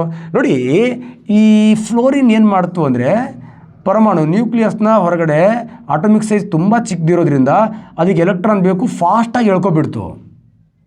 ಇದು ಸಣ್ಣ ಪರಮಾಣು ಮತ್ತೆ ಒಂದು ಎಲೆಕ್ಟ್ರಾನ್ ಇದಕ್ಕೆ ಈ ಕ್ಲೋರಿನ್ಗಿಂತ ಫಾಸ್ಟಾಗಿ ಎಳ್ಕೊಬಿಡ್ತು. ಮತ್ತೊಂದು ಎಲೆಕ್ಟ್ರಾನ್ ಅದಕ್ಕೆ ಬೇಕಾಗಿಲ್ಲ, ಯಾಕಂದರೆ ಸೈಜ್ ಚಿಕ್ಕದಿದೆ, ಅದಕ್ಕೆ ಸಾಕಷ್ಟೇ ಎಲೆಕ್ಟ್ರಾನ್ ಹೊಟ್ಟೆ ತುಂಬಿಡ್ತು ಅದಕ್ಕೆ. ನೋಡಿ, ಇದರ ನಂತರ ಎರಡನೇ ಎಲೆಕ್ಟ್ರೋನೆಗೆಟಿವಿಟಿ, ಫ್ಲೋರಿನ್ ನಂತರ ಸೆಕೆಂಡ್ ಎಲೆಕ್ಟ್ರೋನೆಗೆಟಿವಿಟಿ. ಆದರೆ ಫ್ಲೋರಿನ್ಗಿಂತ ಕ್ಲೋರಿನ್ನ ಸೈಜ್ ಏನಾಗಿದೆ, ದೊಡ್ಡದಿದೆ. ಹಾಗಾಗಿ ಇದು ಎಲೆಕ್ಟ್ರಾನನ್ನು ಯಾವ ಫಾಸ್ಟಲ್ಲಿ ರಿಸೀವ್ಡ್ ಮಾಡುತ್ತೋ ಅದೇ ಫಾಸ್ಟಲ್ಲಿ ಮತ್ತೊಂದು ಎಲೆಕ್ಟ್ರಾನ್ ಬೇಕು ಅಂತ ಅಂದ್ಕೊಳ್ಳುತ್ತೆ ಇದು, ಯಾಕಂದರೆ ಇದಕ್ಕಿಂತ ಇದ್ರ ಸೈಜ್ ಇದೆ. ಹಾಗಾಗಿ ಮತ್ತೊಂದು ಎಲೆಕ್ಟ್ರಾನ್ನ ಮೇಲೆ ಅತಿ ಹೆಚ್ಚು ಆಕಾಂಕ್ಷಿ ಯಾವುದಪ್ಪ ಅಂತ ಕೇಳಿದ್ರೆ ದಟ್ ಈಸ್ ದ ಕ್ಲೋರಿನ್. ಹಾಗಾಗಿ ಹೈಯೆಸ್ಟ್ ಎಲೆಕ್ಟ್ರೋ ಅಫಿನಿಟಿ, ಎಲೆಕ್ಟ್ರಾನ್ ಆಕಾಂಕ್ಷಿ ಎಲಿಮೆಂಟ್ ಯಾವುದು ಅಂತ ಕ್ಲೋರಿನ್. ಸರ್ ಅದಕ್ಕಿಂತ ಇದ್ರ ಸೈಜ್ ದೊಡ್ಡದಿರುತ್ತಲ್ಲ, ಇದಕ್ಕಿಂತನೂ ಇದು ಎಲೆಕ್ಟ್ರಾನ್ ಆಕಾಂಕ್ಷಿ ದೊಡ್ಡದಾಗತ್ತೆ ಸೈಜ್, ಆದರೆ ಹೊರ ಕವಚ ನ್ಯೂಕ್ಲಿಯಸ್ನ ಮಧ್ಯೆ ದೂರ ಜಾಸ್ತಿ ಆಗಿಬಿಡತ್ತೆ, ಎಲೆಕ್ಟ್ರಾನನ್ನು ಆಸೆ ಪಡೋ ಮಟ್ಟ ಕ್ಲೋರಿನ್ನಷ್ಟು ಇರಲ್ಲ. ಹಾಗಾಗಿ highest electro negativity fluorine, second negativity chlorine ಇರಲಿ ಬಿಡಿ, highest negativity fluorine, next highest electron affinity ಯಾವುದಪ್ಪ ಅಂತ ಕೇಳಿದ್ರೆ ದಟ್ ಇಸ್ ದ ಕ್ಲೋರಿನ್. ಅರ್ಥ ಆಗಿದೆ ಅಂತ ಅನ್ಕೋತೀನಿ. ಓಕೆ, ಹಾಗಾಗಿ ಇದು ಕನ್ಫ್ಯೂಸ್ ಮಾಡ್ಕೋಬೇಡಿ, ನೆನಪಲ್ಲಿ ಇಟ್ಕೊಳ್ಳಿ ಅಂತ ಹೇಳ್ತಾ, ಸೊ ನೆಕ್ಸ್ಟ್ ಮತ್ತೊಂದು ಬ್ಯೂಟಿಫುಲ್ ಇವೆಲ್ಲ ಕ್ಲಾಸಸನ್ನು ಅಲ್ಲಿ ಸಾಧನಾ ಶಂಕರ್ ಯೂಟ್ಯೂಬ್ ಚಾನಲಲ್ಲಿ ಮಾಡಿದ್ದೀನಿ, ನೋಡ್ಕೊಳ್ಳಿ. ಗೆಜ್ಜರಿ ಮತ್ತು ಟೊಮ್ಯಾಟೊಗೋ ಕೆಂಪು ಬಣ್ಣವನ್ನು ಕೊಡುವ ಪದಾರ್ಥ ತುಂಬ ಸತಿ ಹೇಳಿದ್ದೀನಿ. Simple carotene or beta carotene. ಗೆಜ್ಜರಿ ಇರ್ಬೋದು, ಪಪಾಯಿ ಇರ್ಬೋದು, ಅಷ್ಟೇ ಅಲ್ಲ ನಾವು ಗೋಲ್ಡನ್ ರೈಸ್ ಅಂತ ಕರಿತೀವಲ್ವಾ, ವಿಟಮಿನ್ ಎ ಅನ್ನು ಕೊಡ್ತಕ್ಕಂಥ. ನೋಡಿ, ಸಾಮಾನ್ಯವಾಗಿ ಈ ಹಳದಿ ಹಣ್ಣುಗಳು ಅವುಗಳಲ್ಲಿ ಸಾಮಾನ್ಯವಾಗಿ ಯಾವುದಿರುತ್ತೆ ಅಂದರೆ ಬೀಟಾ ಕ್ಯಾರೋಟಿನ್ ಇರುತ್ತೆ. ಹಾಗಾಗಿ ಈ ಗೆಜ್ಜರಿ, ಟೊಮ್ಯಾಟೊ ಇದರ ಕೆಂಪು ಬಣ್ಣಕ್ಕೆ ಕಾರಣವಾಗಿರ್ತಕ್ಕಂಥ ಒಂದು ಬ್ಯೂಟಿಫುಲ್ ಪಿಗ್ಮೆಂಟ್ ಯಾವುದಪ್ಪ ಅಂತ ಕೇಳಿದ್ರೆ ದಟ್ ಇಸ್ ದ ಕ್ಯಾರೋಟಿನ್. ಅರ್ಥ ಆಗಿದೆ ಅಂತ ಅನ್ಕೋತೀನಿ. ಕ್ಲಿಯರ್? ಮತ್ತು ಇದಕ್ಕೆ ಸಂಬಂಧಪಟ್ಟಂಥ ಒಂದು ಬ್ಯೂಟಿಫುಲ್ ಕ್ಲಾಸನ್ನು ನಾನು ಸಾಧನಾ ಶಂಕರ್ ಅಕಾಡೆಮಿ ಯೂಟ್ಯೂಬ್ ಚಾನಲಲ್ಲಿ ಮಾಡಿದ್ದೀನಿ, ನೋಡ್ಕೊಳ್ಳಿ. ಸೊ ನೆಕ್ಸ್ಟ್ ಕ್ಲೋರೋಫಿಲ್, ಪತ್ರ ಹರಿತು ಸಸ್ಯಗಳ ಹಸಿರು ಬಣ್ಣಕ್ಕೆ ಕಾರಣವಾಗಿರ್ತಕ್ಕಂಥದ್ದು, ಗ್ರೀನ್ ಕಲರಿಗೆ ಕಾರಣ ಆಗಿರ್ತಕ್ಕಂಥದ್ದು. ಜಾಂತೋಫಿಲ್ ಸಾಮಾನ್ಯವಾಗಿ ಸಸ್ಯಗಳಲ್ಲಿ ಕಂಡುಬರತಕ್ಕಂಥ ಹಳದಿ ಬಣ್ಣಕ್ಕೆ ಕಾರಣ ಆಗಿರ್ತಕ್ಕಂಥದ್ದು, ಮೋಸ್ಟ್ಲಿ ಡೆಸಿಡಿಯಸ್ ಫಾರೆಸ್ಟ್ಗಳಲ್ಲಿ. ಕ್ಲಿಯರ್? ಎಲೆಗಳೆಲ್ಲ ಹಳದಿಯಾಗಿ ಆವಾಗ ಕ್ಲೋರೋಫಿಲ್ ಏನಾಗಿ ಕನ್ವರ್ಟ್ ಆಗ್ತಾ ಇರುತ್ತೆ, ಜಾಂತೋಫಿಲ್ ಆಗಿ ಕನ್ವರ್ಟ್ ಆಗ್ತಾ ಇದೆ. ನೆಕ್ಸ್ಟ್ ಬೈಲಿರೋಬಿನ್. ನೋಡಿ, ಬೈಲಿರೋಬಿನ್ ಅಂದರೆ ಏನು, ನಮ್ಮ ದೇಹದಲ್ಲಿ ರಕ್ತ ಇದೆಯಲ್ವಾ, ಬ್ಲಡ್. ಈ ರಕ್ತ ಬೋನ್ ಮ್ಯಾರೋ, ಅಸ್ಥಿ ಮಜ್ಜೆಯಲ್ಲಿ ಉತ್ಪತ್ತಿ ಆಗ್ತಾ ಇರುತ್ತೆ. ಆ ಅಸ್ಥಿ ಮಜ್ಜೆಯಲ್ಲಿ ಉತ್ಪತ್ತಿ ಆಗ್ತಕ್ಕಂಥ ರಕ್ತ ಎಲ್ಲಿ ಸಾಯ್ತಾ ಇರುತ್ತೆ, that is one of the very very important. ರಕ್ತ ಅಂದರೆ ಒಂದೇ ಅಲ್ಲ, ರಕ್ತದಲ್ಲಿ ಪ್ಲಾಸ್ಮಾ ಇದೆ, RBC ಇದೆ, WBC ಇದೆ, ಪ್ಲೇಟ್ಲೆಟ್ಸ್ ಕಿರುತಟ್ಟೆಗಳಿದೆ. RBC ಹೋಗಿ ಗುಲ್ಮ ಸ್ಪ್ಲೀನಲ್ಲಿ ಸಾಯತ್ತೆ, WBC ಆ್ಯಂಡ್ ಕಿರುತಟ್ಟೆಗಳು ಅವು ಪ್ಲಾಸ್ಮಾದಲ್ಲೇ ಸಾಯತ್ತೆ. ಈ ಥರ ಸತ್ತಂತಹ ರಕ್ತ ಕಣಗಳಿದಾವಲ್ವಾ, ಆ ಸತ್ತಂತಹ ರಕ್ತ ಕಣಗಳು ಲಿವರ್ನ ಹೆಲ್ಪಿಂದ ಏನಾಗ್ತಾ ಇರುತ್ತೆ ಅಂದರೆ ಬೇರೆ ಬೇರೆ ಯೂರಿಯಾವಾಗಿ ಪರಿವರ್ತನೆ ಆಗ್ತಾ ಇರುತ್ತೆ. ಹಾಗಾಗಿ ಲಿವರ್ನ ಹೆಲ್ಪಿಂದ ಈ ಪ್ರೋಟೀನ್ ಯೂರಿಯಾವಾಗಿ ಪರಿವರ್ತನೆ ಆಗುತ್ತೆ. ಹಾಗಾಗಿ ಯೂರಿಯಾ ಚಕ್ರ, ಲಿವರ್ ಬಗ್ಗೆ ಎಲ್ಲ ಅಲ್ಲಿ ಹೇಳಿದ್ದೀನಿ, ನೋಡ್ಕೊಳ್ಳಿ, ಸರ್ಚ್ ಮಾಡಿ. ಬ್ಲಡ್ನ ಬಗ್ಗೆ ಅಂತೂ ಯಾವ ಬ್ಲಡ್ಡೋರಿಗೆ ಮದುವೆ ಆದರೆ ಯಾವ ಬ್ಲಡ್ ಮಕ್ಕಳು ಹುಡ್ತಾವ, ಯಾವ ಬ್ಲಡ್ ಮಕ್ಕಳು ಹುಟ್ಟಲ್ಲ, ಅಷ್ಟು ಕೂಡ ಸಾಧನಾ ಶಂಕರ್ ಯೂಟ್ಯೂಬ್ ಚಾನಲ್ ಇದೆ, ಸರ್ಚ್ ಮಾಡಿ ನೋಡಿ. ಈ ಲಿವರ್ಗೆ ಏನಾರೆ ಪ್ರಾಬ್ಲಮ್ ಆದರೆ ಈ ರಕ್ತ ಕಣಗಳೇನಿದಾವೆ, ಕೆಂಪು ರಕ್ತ ಕಣಗಳು, ಅವು ದಟ್ ಈಸ್ ಬೈಲಿರೋಬಿನ್ ಆಗಿ ಪರಿವರ್ತನೆ ಆಗುತ್ತೆ. ಬೈಲಿರೋಬಿನ್, ಈ ಬೈಲಿರೋಬಿನ್ನ ಪ್ರಮಾಣ ರಕ್ತದಲ್ಲಿ ಜಾಸ್ತಿ ಆದರೆ ಜಾಂಡೀಸ್ ಬರುತ್ತೆ. ಓಕೆ, ಹಾಗಾಗಿ ಬೈಲಿರೋಬಿನ್ ಅಂತಕ್ಕಂಥದ್ದು ಜಾಂಡೀಸ್ಗೆ ಸಂಬಂಧಪಟ್ಟಂತಹ ಒಂದು ಬ್ಯೂಟಿಫುಲ್ ಆಗಿರ್ತಕ್ಕಂಥ ಪಿಗ್ಮೆಂಟ್. ಅರ್ಥ ಆಗಿದೆ ಅಂತ ಅನ್ಕೋತೀನಿ ಸ್ನೇಹಿತರೆ. ಓಕೆ, ನೆಕ್ಸ್ಟ್ ಸ್ಟೈನ್ಲೆಸ್ ಸ್ಟೀಲ್ ಸಂಯೋಜನೆಯಲ್ಲಿ ಯಾವುದು ಹೆಚ್ಚು? ಇದು ಕೂಡ ಅಷ್ಟೇ, ಸಾಧನಾ ಶಂಕರ್ ಅಕಾಡೆಮಿ ಯೂಟ್ಯೂಬ್ ಚಾನಲಲ್ಲಿ ತುಂಬ ಚೆನ್ನಾಗಿ ಎಲ್ಲ ಮಿಶ್ರಲೋಹಗಳ ಬಗ್ಗೆ ಹೇಳಿದ್ದೀನಿ ನಾನು ವಿತ್ ಕಾಂಪೋಸಿಷನ್. ಹಾಗಾಗಿ ಸ್ಟೈನ್ಲೆಸ್ ಸ್ಟೀಲ್, ಕಲೆ ರಹಿತ ಉಕ್ಕು ಅಂತ ಕರಿತೀವಿ. ಸ್ಟೈನ್ ಅಂದರೆ ಕಲೆ, ಲೆಸ್ ಅಂದರೆ ರಹಿತ, ಸ್ಟೀಲ್ ಅಂದರೆ ದಟ್ ಈಸ್ ದ ಉಕ್ಕು ಅಂತ. ಸೊ ಕಲೆರಹಿತ ಉಕ್ಕಲ್ಲಿ ಪ್ರಮುಖವಾಗಿ ಇದು ಕಬ್ಬಣದಿಂದ ತಯಾರಿಸೋದ್ರಿಂದ 80-70% ಏನಾಗಿರುತ್ತೆ, ಐರನ್ ಇರುತ್ತೆ. ರಿಮೈನಿಂಗ್ 10-20% ಏನಾಗಿರುತ್ತೆ ಅಂದರೆ ದಟ್ ಈಸ್ ದ ಕ್ರೋಮಿಯಮ್ ಇರುತ್ತೆ. ನೆಕ್ಸ್ಟ್ ಉಳ್ಕೊಂಡಿರ್ತಕ್ಕಂಥ ಒಂದು 10% ಏನಾಗಿರುತ್ತೆ ಅಂದರೆ ಅದರ ಮಧ್ಯ ದಟ್ ಈಸ್ ದ ನಿಕ್ಕಲ್ ಇರುತ್ತೆ. 1% ಅಕ್ಕಪಕ್ಕ ಕಾರ್ಬನ್ ಇರುತ್ತೆ. ಕ್ಲಿಯರ್. ಹಾಗಾಗಿ ಕಬ್ಬಿಣದ ಜೊತೆಗೆ ಈ ಸ್ಟೈನ್ಲೆಸ್ ಸ್ಟೀಲ್ ಕಲೆರಹಿತ ಉಕ್ಕಲ್ಲಿ ಕಲೆ ಹಿಡಿಬಾರ್ದು, ತುಕ್ಕು ಹಿಡಿಬಾರ್ದು ಅಂತ ಹೆಚ್ಚಿನ ಪ್ರಮಾಣದಲ್ಲಿ ಬಳಸ್ತಕ್ಕಂಥ ಮತ್ತೊಂದು ಬ್ಯೂಟಿಫುಲ್ ಆಗಿರ್ತಕ್ಕಂಥ ಮೆಟಲ್ ಯಾವುದಪ್ಪ ಅಂತ ಕೇಳಿದ್ರೆ that is chromium. Chromium is A Rust resistant metal. ಇದು ಒಂದು ತುಕ್ಕು ನಿರೋಧಕ ಧಾತು. ಹಾಗಾಗಿ ಉಕ್ಕು ಮೀನ್ಸ್ ಕಬ್ಬಿಣದಲ್ಲಿ ಕ್ರೋಮಿಯಮನ್ನು ಮಿಕ್ಸ್ ಮಾಡಿ ಅದು ತುಕ್ಕು ಹಿಡಿಬಾರ್ದು ಹಾಗೆ ರೆಡಿ ಮಾಡ್ತಕ್ಕಂಥದ್ದು ಸ್ಟೀಲನ್ನು ನಾವೇನಂತ ಕರಿತೀವಿ, ಸ್ಟೈನ್ಲೆಸ್ ಸ್ಟೀಲ್ ಅಂತ ಕರಿತೀವಿ. ಸೊ ಸ್ಟೀಲ್ ಅಂದರೆ ಏನು, ಇನ್ವಾ ಸ್ಟೀಲ್ ಅಂದರೆ ಏನು, ಸ್ಟೈನ್ಲೆಸ್ ಸ್ಟೀಲ್ ಅಂದರೆ ಏನು, ಕಂಪ್ಲೀಟ್ ಆಗಿರ್ತಕ್ಕಂಥ ನಿಕ್ಕಲ್ ಸ್ಟೀಲ್ ಅಂದರೆ ಏನು, ನೆಕ್ಸ್ಟ್ ಮೈಲ್ಡ್ ಸ್ಟೀಲ್ ಅಂದರೆ ಏನು, ಹಾರ್ಡ್ ಸ್ಟೀಲ್ ಅಂದರೆ ಏನು, ಕಂಪ್ಲೀಟ್ ಇನ್ಫಾರ್ಮೇಷನನ್ನು ಅಲಾಯ್ಸ್ ಅಂತಕ್ಕಂಥ ಟಾಪಿಕಲ್ಲಿ ಕೊಟ್ಟಿದ್ದೀನಿ. ಸರ್ಚ್ ಮಾಡಿ ನೋಡ್ಕೊಳ್ಳಿ ಅಂತ ಹೇಳ್ತಾ ನೆಕ್ಸ್ಟ್ ಒಂದು ಬ್ಯೂಟಿಫುಲ್ ಆಗಿರ್ತಕ್ಕಂಥ ಟಾಪಿಕ್ಗೆ ಎಂಟ್ರಿ ಆಗ್ತೀನಿ ಸ್ನೇಹಿತರೆ. LPGಯ ಮುಖ್ಯ ಸಂಯೋಜಕ ಯಾವುದು ಅಂತ. ಇದು ಕೂಡ ಆಲ್ರೆಡಿ ಸಾಧನಾ ಶಂಕರ್ ಅಕಾಡೆಮಿ ಯೂಟ್ಯೂಬ್ ಚಾನಲ್ ನೋಡಿ ಎಲ್ಲ RRBಗೆ ಬಂದಿರತಕ್ಕಂಥ ಪ್ರಶ್ನೆಗಳು ಎಲ್ಲವೂ ಸಾಧನಾ ಶಂಕರ್ ಅಕಾಡೆಮಿಲಿ ಆಲ್ರೆಡಿ ಡಿಸ್ಕಷನ್ ಮಾಡಾಗಿದೆ ಸ್ನೇಹಿತರೆ. ಓಕೆ, ನಿಮಗೆಲ್ಲ ಗೊತ್ತಿದೆ LPG ಅಂದರೆ ಏನು. ಸಿಂಪಲ್, LPG ಅಂದರೆ ಏನು ಸರ್? ಸಿಂಪಲ್, ಎಷ್ಟೋ ಹುಡುಗರು ಲಿಕ್ವಿಡ್ ಅಂತಾರೆ. ಲಿಕ್ವಿಡ್ ಅಲ್ಲ, ಅದು ಲಿಕ್ವಿಫೈಡ್. ಅದು ಲಿಕ್ವಿಡ್ ಅಲ್ಲ, ಅದು ಲಿಕ್ವಿಫೈಡ್. ಯಾವುದರಿಂದ ಪಡ್ಕೋತೀವಿ? ಪೆಟ್ರೋಲಿಯಂನಿಂದ. ಅದು ಮೂಲ ಏನು? That is the gas. ಇದನ್ನು ವಾಲ್ಟರ್ ಸ್ಟೆಲ್ಲಿಂಗ್ ಅಂತಕ್ಕಂಥ ಒಬ್ಬ ಬ್ಯೂಟಿಫುಲ್ ಸೈಂಟಿಸ್ಟ್ ಈ LPGಯನ್ನು ಸಂಶೋಧನೆ ಮಾಡ್ತಾನೆ. ಹಾಗಾದರೆ ಲಿಕ್ವಿಫೈಡ್ ಪೆಟ್ರೋಲಿಯಂ ಗ್ಯಾಸ್. ಗ್ಯಾಸ್ ಯಾವುದು? Simple, butane. ಇದು ಗ್ಯಾಸ್. ಪ್ರೋಪೇನ್, ಇದು ಗ್ಯಾಸ್. ಪ್ರೋಪೇನ್. ಈ ಬ್ಯೂಟೇನ್ ಮತ್ತು ಪ್ರೋಪೇನನ್ನು ಮಿಕ್ಸ್ ಮಾಡಿ ಎರಡು ಗ್ಯಾಸನ್ನು ಮಿಕ್ಸ್ ಮಾಡ್ತೀವಿ. ಈ ಎರಡು ಗ್ಯಾಸನ್ನು ಯಾವುದರಿಂದ ಪಡ್ಕೋತೀವಿ? ಪೆಟ್ರೋಲಿಯಂ ಪ್ರಾಡಕ್ಟ್ಸ್, ಪೆಟ್ರೋಲಿಯಂ ಬಾವಿಗಳಿಂದ ಪಡ್ಕೋತೀವಿ. ಹಾಗಾದರೆ ಪೆಟ್ರೋಲಿಯಮಿಂದ ಬರ್ತಕ್ಕಂಥ ಈ ಎರಡೂ ಗ್ಯಾಸನ್ನು ಸಿಲಿಂಡರ್ನ ಒಳಗಡೆ ಹಾಕಿ ಪ್ರೆಷರನ್ನು ಕೊಟ್ಟು ಹಿಚಿಕ್ತೀವಿ. ಹಿಚಿಕಿದಾಗ ಈ ಎರಡೂ ಗ್ಯಾಸ್ಗಳು ಯಾವ ರೂಪಕ್ಕೆ ಬರುತ್ತೆ? ದ್ರವೀತ, ಲಿಕ್ವಿಫೈಡ್ ಆಗತ್ತೆ. ಆ ಒತ್ತಡಕ್ಕೆ ದೂರ ಇರತಕ್ಕಂಥ ಈ ಗ್ಯಾಸ್ನ ಕಣಗಳು ಹತ್ತಿರ ಬಂದು ಲಿಕ್ವಿಫೈಡ್ ಆಗತ್ತೆ. ಹಾಗಾಗಿ ಇದನ್ನು ಲಿಕ್ವಿಫೈಡ್ ಪೆಟ್ರೋಲಿಯಂ ಗ್ಯಾಸ್ ಅಂತ ಕರಿತೀವಿ. ಹಾಗಾಗಿ LPGಯ ಪ್ರಮುಖ ಘಟಕ ಯಾವುದಪ್ಪ ಅಂತ ಕೇಳಿದ್ರೆ ಈಸಿಯಾಗಿ ಲಿಕ್ವಿಫೈಡ್ ಆಗ್ತಕ್ಕಂಥ ಬ್ಯೂಟೇನ್ ಏನಿದೆ ಇದು that is the main source of LPG. ಈ ಬ್ಯೂಟೇನ್ ಮತ್ತು ಪ್ರೋಪೇನ್ ಇದೆಯಲ್ವಾ, ಇವೆರಡೂ ಕೂಡ ಅಡರ್ಲೆಸ್ ಅಂದರೆ ಇವುಗಳಿಗೆ ಸ್ಮೆಲ್ ಇಲ್ಲ. ಮತ್ತಿದು ಏನು ಕೇಸ್ ಹೊರಗಡೆ ಬಂದು ಲೀಕೇಜ್ ಆಗಿ ಅಂಟಿ ಏನಾರು ಸ್ಟಾರ್ಟ್ ಮಾಡಿ ಭಗ್ಗಂತ ಬೆಂಕಿ ಹೊತ್ಕೊಂಡ್ಬಿಡುತ್ತಲ್ವ. ಹಾಗಾಗಿ ಸುರಕ್ಷತೆ ದೃಷ್ಟಿಯಿಂದ ಇವು ಅತ್ಯಂತ ಹೆಚ್ಚು ಉಷ್ಣವನ್ನು ಹೊರಗಡೆ ಹಾಕ್ತಕ್ಕಂಥ ಅನಿಲಗಳು. ಇವುಗಳಿಗೆ ವಾಸನೆ ಇಲ್ಲ. ಇದೇನಾರು ಸೋರಿಕೆ ಆದರೆ ನಮಗೆ ಗೊತ್ತಾಗಲ್ಲ ಅಂತ ಹೇಳಿ ಇದ್ರೊಳಗಡೆ ಒಂದು ವಾಸನೆ ಇರೋ ಅನಿಲವನ್ನು ಮಿಕ್ಸ್ ಮಾಡ್ತೀವಿ. ಆ ವಾಸನೆ ಇರೋ ಅನಿಲವನ್ನೇ ಈಥೈಲ್ ಮರ್ಕ್ಯಾಪ್ಟನ್ ಅಂತ ಕರಿತೀವಿ. ಈಥೈಲ್ ಮರ್ಕ್ಯಾಪ್ಟನ್ನಲ್ಲಿರೋ ಸಲ್ಫರ್ ವಾಸನೆಯನ್ನು ಕೊಡುತ್ತೆ. ಆ ವಾಸನೆ ಹೊರಗಡೆ ಬಂದಾಗ ಎಲ್ಲ ಗ್ಯಾಸ್ ಲೀಕೇಜ್ ಆಗಿದೆ ಅಂತ ಹೇಳ್ತೀವಿ ನಾವು ಸ್ನೇಹಿತರೆ. One of the very very important. Clear. ಅದೇ ರೀತಿ LPG ಥರ CNG ಬರುತ್ತೆ ಆ್ಯಂಡ್ LNG ಬರುತ್ತೆ. CNGಯಲ್ಲಿ ಪ್ರಮುಖ ಘಟಕ ಯಾವುದಪ್ಪ ಅಂತ ಕೇಳಿದ್ರೆ that is the methane. LNG ಅಂದರೆ ಅದನ್ನು ಮತ್ತೆ ಕಂಪ್ರೆಸ್ ಮಾಡಿದಾಗ ಲಿಕ್ವಿಫೈಡ್ ನ್ಯಾಚುರಲ್ ಗ್ಯಾಸ್ ಆಗುತ್ತೆ. ಅದನ್ನೇ ಮೀಥೇನ್ ಅಂತ ಕರಿತೀವಿ. ಹಾಗಾಗಿ LNG ಮತ್ತು LPG ಇದು ಲಿಕ್ವಿಫೈಡ್ ನ್ಯಾಚುರಲ್ ಗ್ಯಾಸ್ ಮೀಥೇನ್ ಇರುತ್ತೆ. ಇದು liquefied petroleum gas that is the butane and propane ಇರುತ್ತೆ. ಇವೆರಡರಲ್ಲಿ ಯಾವುದು ಹೆಚ್ಚು ಸುರಕ್ಷಿತ? ದಟ್ ಇಸ್ LNG ಸುರಕ್ಷಿತ. ಯಾಕಂದರೆ ಮೀಥೇನ್ ಗಾಳಿಗಿಂತ ಹಗುರ. ರಪ್ ಅಂತ ಏನಾರು ಬ್ಲಾಸ್ಟ್ ಆಗಿ ಬೆಂಕಿ ಹತ್ಕೊಂಡ್ರೆ ಬುಸ್ ಅಂತ ಮೇಲಕ್ಕೆ ಹೋಗಿಬಿಡತ್ತೆ. ಇದು ಗಾಳಿಯಲ್ಲಿ ಸೇರ್ಕೊಳ್ಳುತ್ತೆ, ನಮ್ಮನ್ನು ಸುಟ್ಟು ಹಾಕಿ ಆಮೇಲೆ ಹೋಗುತ್ತೆ. ಹಾಗಾಗಿ LPGಗಿಂತ ಹೆಚ್ಚು ಸುರಕ್ಷಿತ ಯಾವುದಪ್ಪ ಅಂತ ಕೇಳಿದ್ರೆ ಮೀಥೇನನ್ನು ಹೊಂದಿರತಕ್ಕಂಥ ಬ್ಯೂಟಿಫುಲ್ ಆಗಿರ್ತಕ್ಕಂಥ LNG ದಿಸ್ ದ ಮೀಥೇನ್. ಅರ್ಥ ಆಗಿದೆ ಅಂತ ಅನ್ಕೋತೀನಿ. ಮತ್ತೇನು ಬೇಕು ಕಾಮೆಂಟ್ಸ್ ಮಾಡಿ, ನಿಮಗೆ ಮತ್ತೆ ಕ್ಲಿಯಾರಿಟಿ ಕೊಡ್ತಕ್ಕಂಥ ಕೆಲಸವನ್ನು ಮಾಡ್ತೀನಿ. Next one of the very very important diamond, graphite. ಈ ಕೆಳಕಂಡ ಯಾವುದಕ್ಕೆ ಉದಾಹರಣೆ? ಇವು ಕೂಡ ಸಾಧನಾ ಶಂಕರ್ ಅಕಾಡೆಮಿಯಲ್ಲಿ ನೀಟಾಗಿ ಹೇಳಿದ್ದೀನಿ ನಾನು. ಒಡ್ಡಿ ಹಲ್ಗೆ ಆಲೋಟ್ರೋಪ್ಸ್. ಏನು ಸರ್ ಆಲೋಟ್ರೋಪ್ಸ್? ನೋಡಿ, ಐಸೋಟೋಪ್ಸ್ ಕನ್ನಡದಲ್ಲಿ ಸಮಸ್ಥಾನಿ ಅಂತ ಕರಿತೀವಿ. ಸಮಸ್ಥಾನಿ ಐಸೋಟೋಪ್ಸ್. ಇದಕ್ಕೆ ಕನ್ನಡದಲ್ಲೂ ಕೂಡ ಐಸೋಬಾರ್ ಅಂತಲೇ ಕರಿತೀವಿ. ಐಸೋಬಾರ್. ಆಲೋಟ್ರೋಪ್ಸ್ ಬಹುರೂಪತೆ ಅಂತ ಕರಿತೀವಿ. ಬಹುರೂಪತೆ. ಪಾಲಿಮರ್, ಸಿಂಪಲ್, ಅಲ್ಲೂ ಕೂಡ ನಾವು ಪಾಲಿಮರ್ ಅಂತಲೇ ಕರಿತೀವಿ. ಪಾಲಿಮರ್.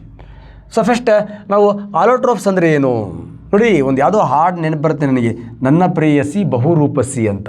ಏನು ನನ್ನ ಪ್ರೇಯಸಿ ಬಹುರೂಪಸಿ ಅಂದರೆ ನನ್ನ ಪ್ರೇಯಸಿ ಎಂಟತ್ತು ಪ್ರೇಯಸಿ ಅಂತನ ಇಲ್ಲ, ನನ್ನ ಒಬ್ಬಳೇ ಪ್ರೇಯಸಿ ಅನೇಕ ರೂಪಗಳಲ್ಲಿ ಕಾಣ್ತಾಳೆ. ನನ್ನ ಹುಡುಗಿನೇ ಐಶ್ವರ್ಯ ರೈ ಥರ ಕಾಣ್ತಾಳೆ, ನನ್ನ ಹುಡುಗಿನೇ ರಚಿತಾ ರಾಮ್ ಥರ ಕಾಣ್ತಾಳೆ, ನನ್ನ ಹುಡುಗಿನೇ ಯಾರೋ ಮೊನ್ನೆ ಕಾಂತಾರ ಫಿಲಮ್ ಮಾಡಿದಾರಲ್ಲ ಅವಳ ಥರ. ಅಂದರೆ ನನ್ನ ಹುಡುಗಿನೇ ಅಷ್ಟು ಸೌಂದರ್ಯ ಬೇರೆ ಬೇರೆ ರೂಪದಲ್ಲಿ ಕಾಣ್ತಾಳೆ ಅಂತ. ಹಾಗೆ ಒಂದು ಧಾತು, ಒಂದು ಎಲಿಮೆಂಟ್ ಶೋಸ್ ಡಿಫ್ರೆಂಟ್ ಫಾರ್ಮ್ಸ್. ಒಂದು ಧಾತು ಬೇರೆ ಬೇರೆ ರೂಪಗಳಲ್ಲಿ ಕಂಡು ಬಂದರೆ ಅದಕ್ಕೆ ನಾವೇನಂತ ಕರಿತೀವಿ, ಬಹುರೂಪತೆ ಅಂತ ಕರಿತೀವಿ. ನೋಡಿ, ಈಗ ಕಾರ್ಬನ್ ಅಂತಕ್ಕಂಥ ಒಂದು ಎಲಿಮೆಂಟ್ ಇದೆ, ಅದು ಡೈಮಂಡ್ ರೂಪದಲ್ಲಿ ಸಿಗ್ತಾ ಇದೆ, ಗ್ರಾಫೈಟ್ ರೂಪದಲ್ಲಿ ಸಿಗ್ತಾ ಇದೆ, ಗ್ರಾಫಿನ್ ರೂಪದಲ್ಲಿ ಸಿಗ್ತಾ ಇದೆ, ಫುಲರಿನ್ ರೂಪದಲ್ಲಿ ಸಿಗ್ತಾ ಇದೆ, ಇದ್ದಿಲು ಕೋಲ್ ಚಾರ್ಕೋಲ್ ರೂಪದಲ್ಲಿ ಸಿಗ್ತಾ ಇದೆ, ಇದ್ದಿಲು ಕೋಲ್ ರೂಪದಲ್ಲಿ ಸಿಗ್ತಾ ಇದೆ, ಕೋಕ್ ರೂಪದಲ್ಲಿ ಸಿಗ್ತಾ ಇದೆ, ಸಿಂಪಲ್ ಬಿಟಮಿನಸ್. ನೋಡಿ, ಬೇರೆ ಬೇರೆ ರೂಪಗಳಲ್ಲಿ ಸಿಗ್ತಾ ಇದೆ.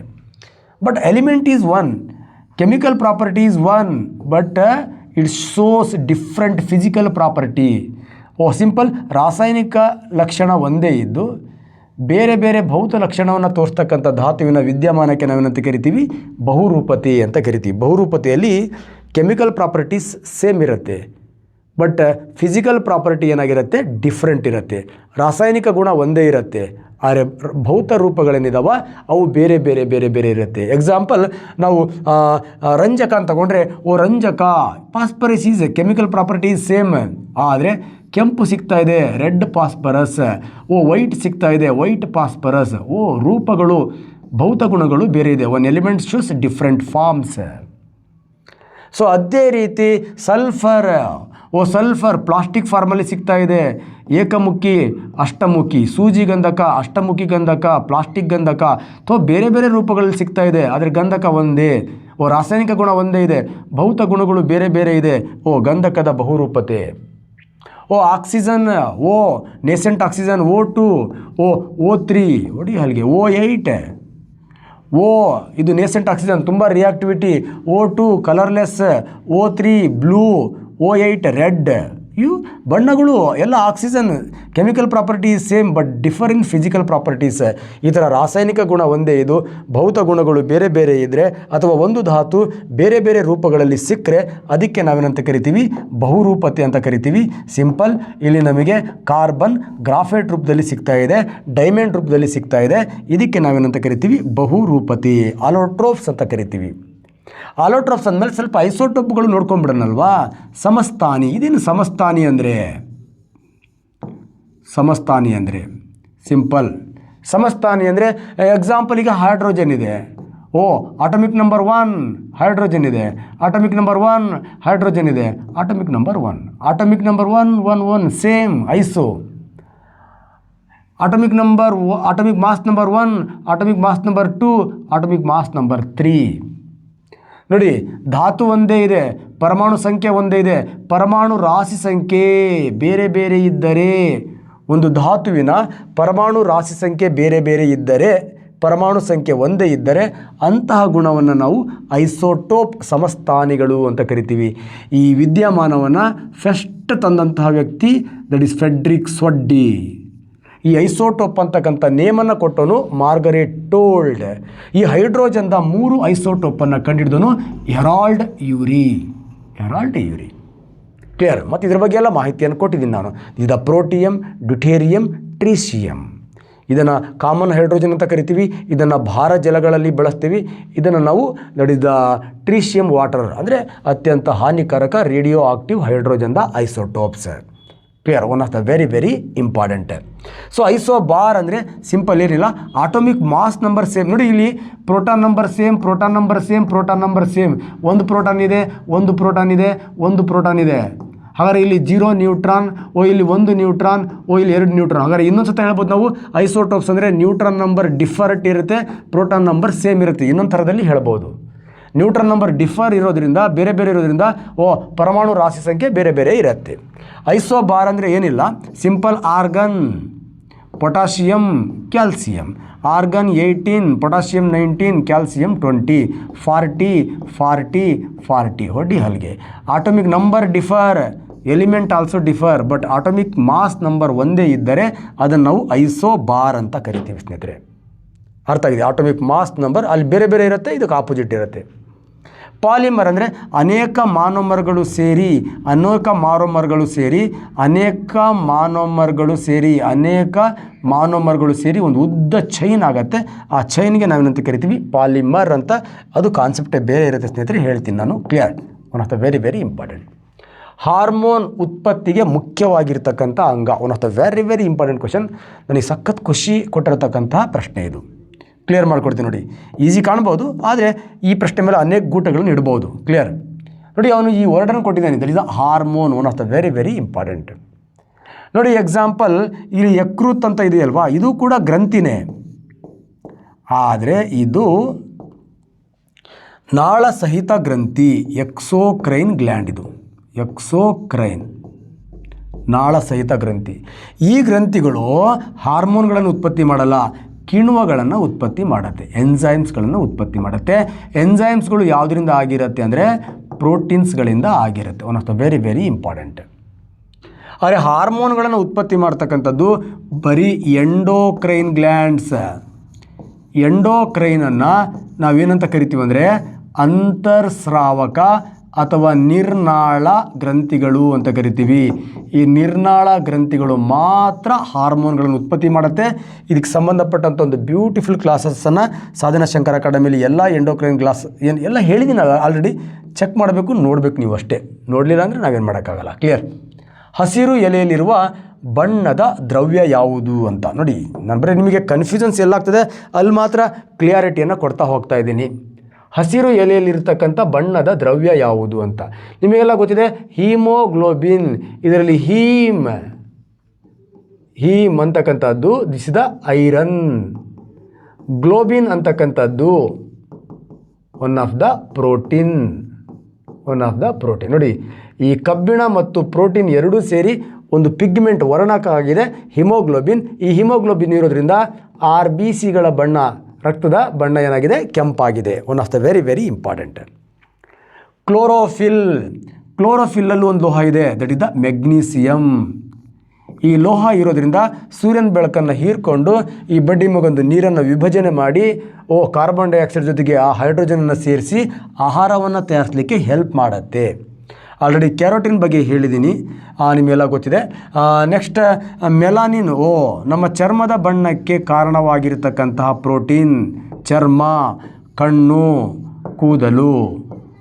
ನೋಡಿ, ಕೂದಲು, ನಮ್ಮ ಕಣ್ಣು ಆ್ಯಂಡ್ ಚರ್ಮ ಇದೆಲ್ಲದರ ಬಣ್ಣಕ್ಕೆ ಕಾರಣವಾಗಿರ್ತಕ್ಕಂತಹ ಒಂದು ಬ್ಯೂಟಿಫುಲ್ ಆಗಿರ್ತಕ್ಕಂಥ protein, that is the melanin. Clear? Melanin ಜಾಸ್ತಿ ಇದ್ದರೆ ನಾವು ಕರ್ರಾಗಿರ್ತೀವಿ, ಮೆಲಾನಿನ್ ಕಡಿಮೆ ಇದ್ದರೆ ಬೆಳ್ಳಗಿರ್ತೀವಿ. ಆ ಹುಡುಗಿಯನ್ನು ಜಿರ್ಲೆ ಇದ್ದಾಳಂದರೆ ಆ್ಯಕ್ಚುಲಿ ಅವಳ ಸ್ಕಿನ್ನಲ್ಲಿ ಮೆಲಾನಿನ್ ಪ್ರಮಾಣ ಕಡಿಮೆ ಇದೆ ಅಂತ.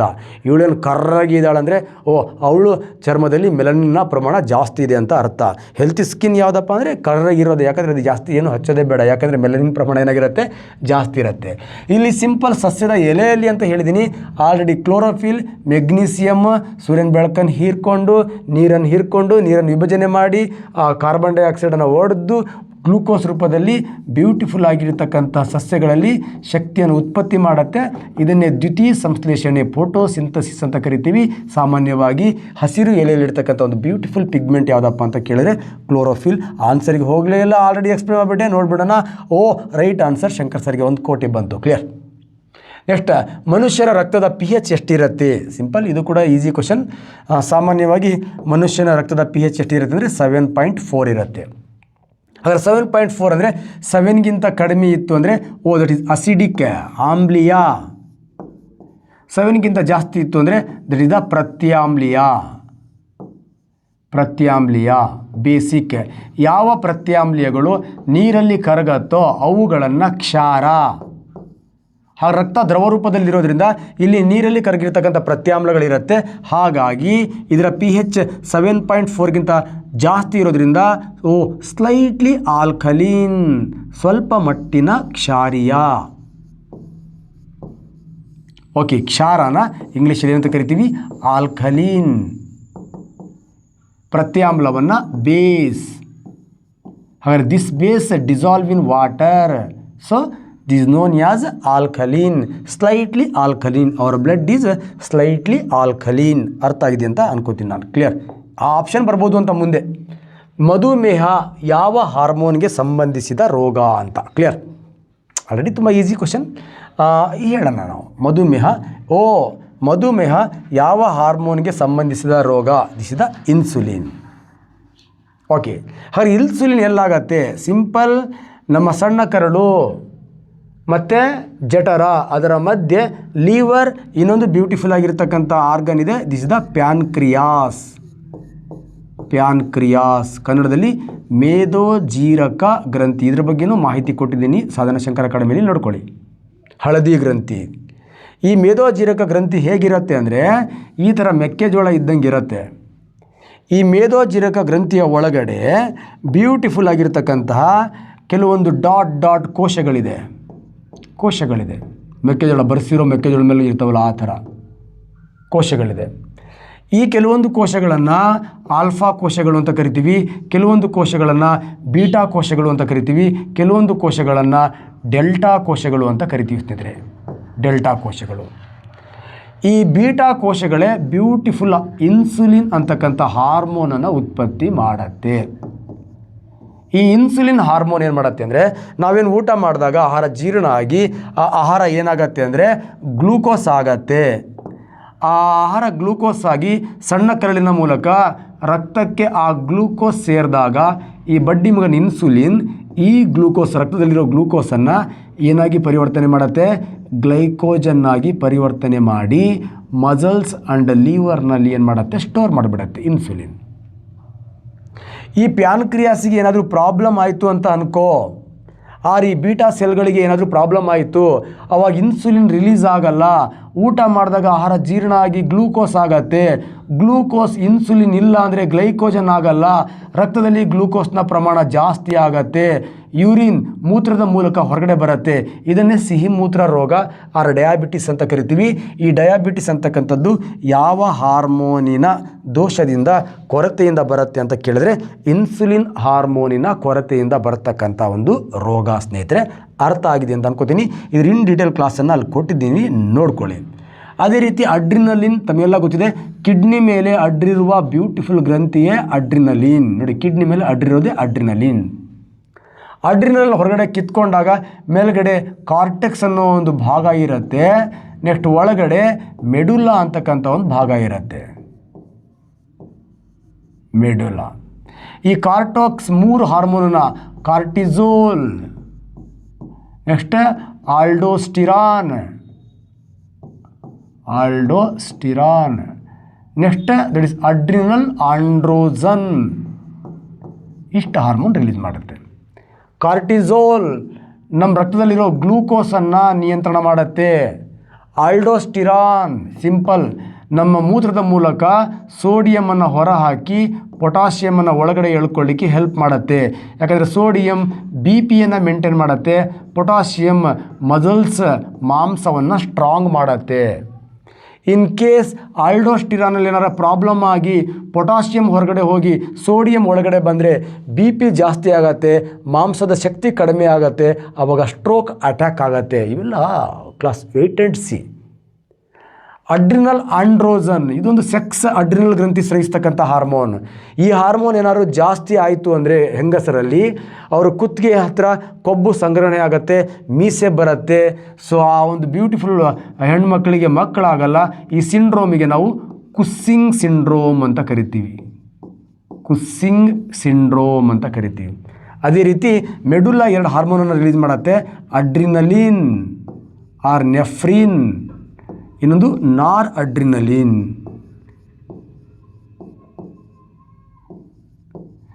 ಈ ಅಡ್ರಿನಲಿನ್ ನಾರ್ ಅಡ್ರಿನಲಿನ್ ಇದೆ. ಈ ಅಡ್ರಿನಲಿನ್ ಬ್ಯೂಟಿಫುಲ್ ಹಾರ್ಟ್ ಬೀಟನ್ನು ಮೇಂಟೆನೆನ್ಸ್ ಮಾಡುತ್ತೆ. ನಾರ್ ಅಡ್ರಿನಲಿನ್ ಬ್ಯೂಟಿಫುಲ್ BP-ಯನ್ನು ಮೇಂಟೆನೆನ್ಸ್ ಮಾಡುತ್ತೆ. ನೋಡಿ, ಇದನ್ನು ಫ್ರೈಟ್, ಫೈಟ್, ಭಯ, ಹೆದರಿಕೆ ಏನಾರ ಆದಾಗ ಈ ಅಡ್ರಿನಲಿನ್ ರಿಲೀಸ್ ಆಗಿ ಓಡೋಡಿ ರಕ್ತದ ಮೂಲಕ ಹೋಗಿ ಹೃದಯದ ಬಡಿತವನ್ನು ಕಾಪಾಡುತ್ತೆ. ಹಾಗಾಗಿ ಇದನ್ನು ಎಮರ್ಜೆನ್ಸಿ ಹಾರ್ಮೋನ್, ತುರ್ತು ಪರಿಸ್ಥಿತಿಯ ಹಾರ್ಮೋನ್ ಅಂತ ಕರಿತೀವಿ ನಾವು ಅಡ್ರಿನಲಿನನ್ನು. ಇನ್ನೆಲ್ಲ ಬ್ಯೂಟಿಫುಲ್ ಆಗಿರ್ತಕ್ಕಂಥ ಕ್ಲಾಸಸ್ಗಳನ್ನು ನೀವು ನೋಡಬೇಕು. ಇದೆಲ್ಲ ಇನ್ ಡೀಟೇಲ್ ಆಗಿ ನಾನು ಹೇಳಿಲ್ಲ, ಬಟ್ ಅಡ್ರಿನಲಿನ್ ಬಗ್ಗೆ ಮಾತ್ರ ಹೇಳಿದ್ದೀನಿ. ಥೈರಾಕ್ಸಿನ್ ಕೂಡ ಅಷ್ಟೇ.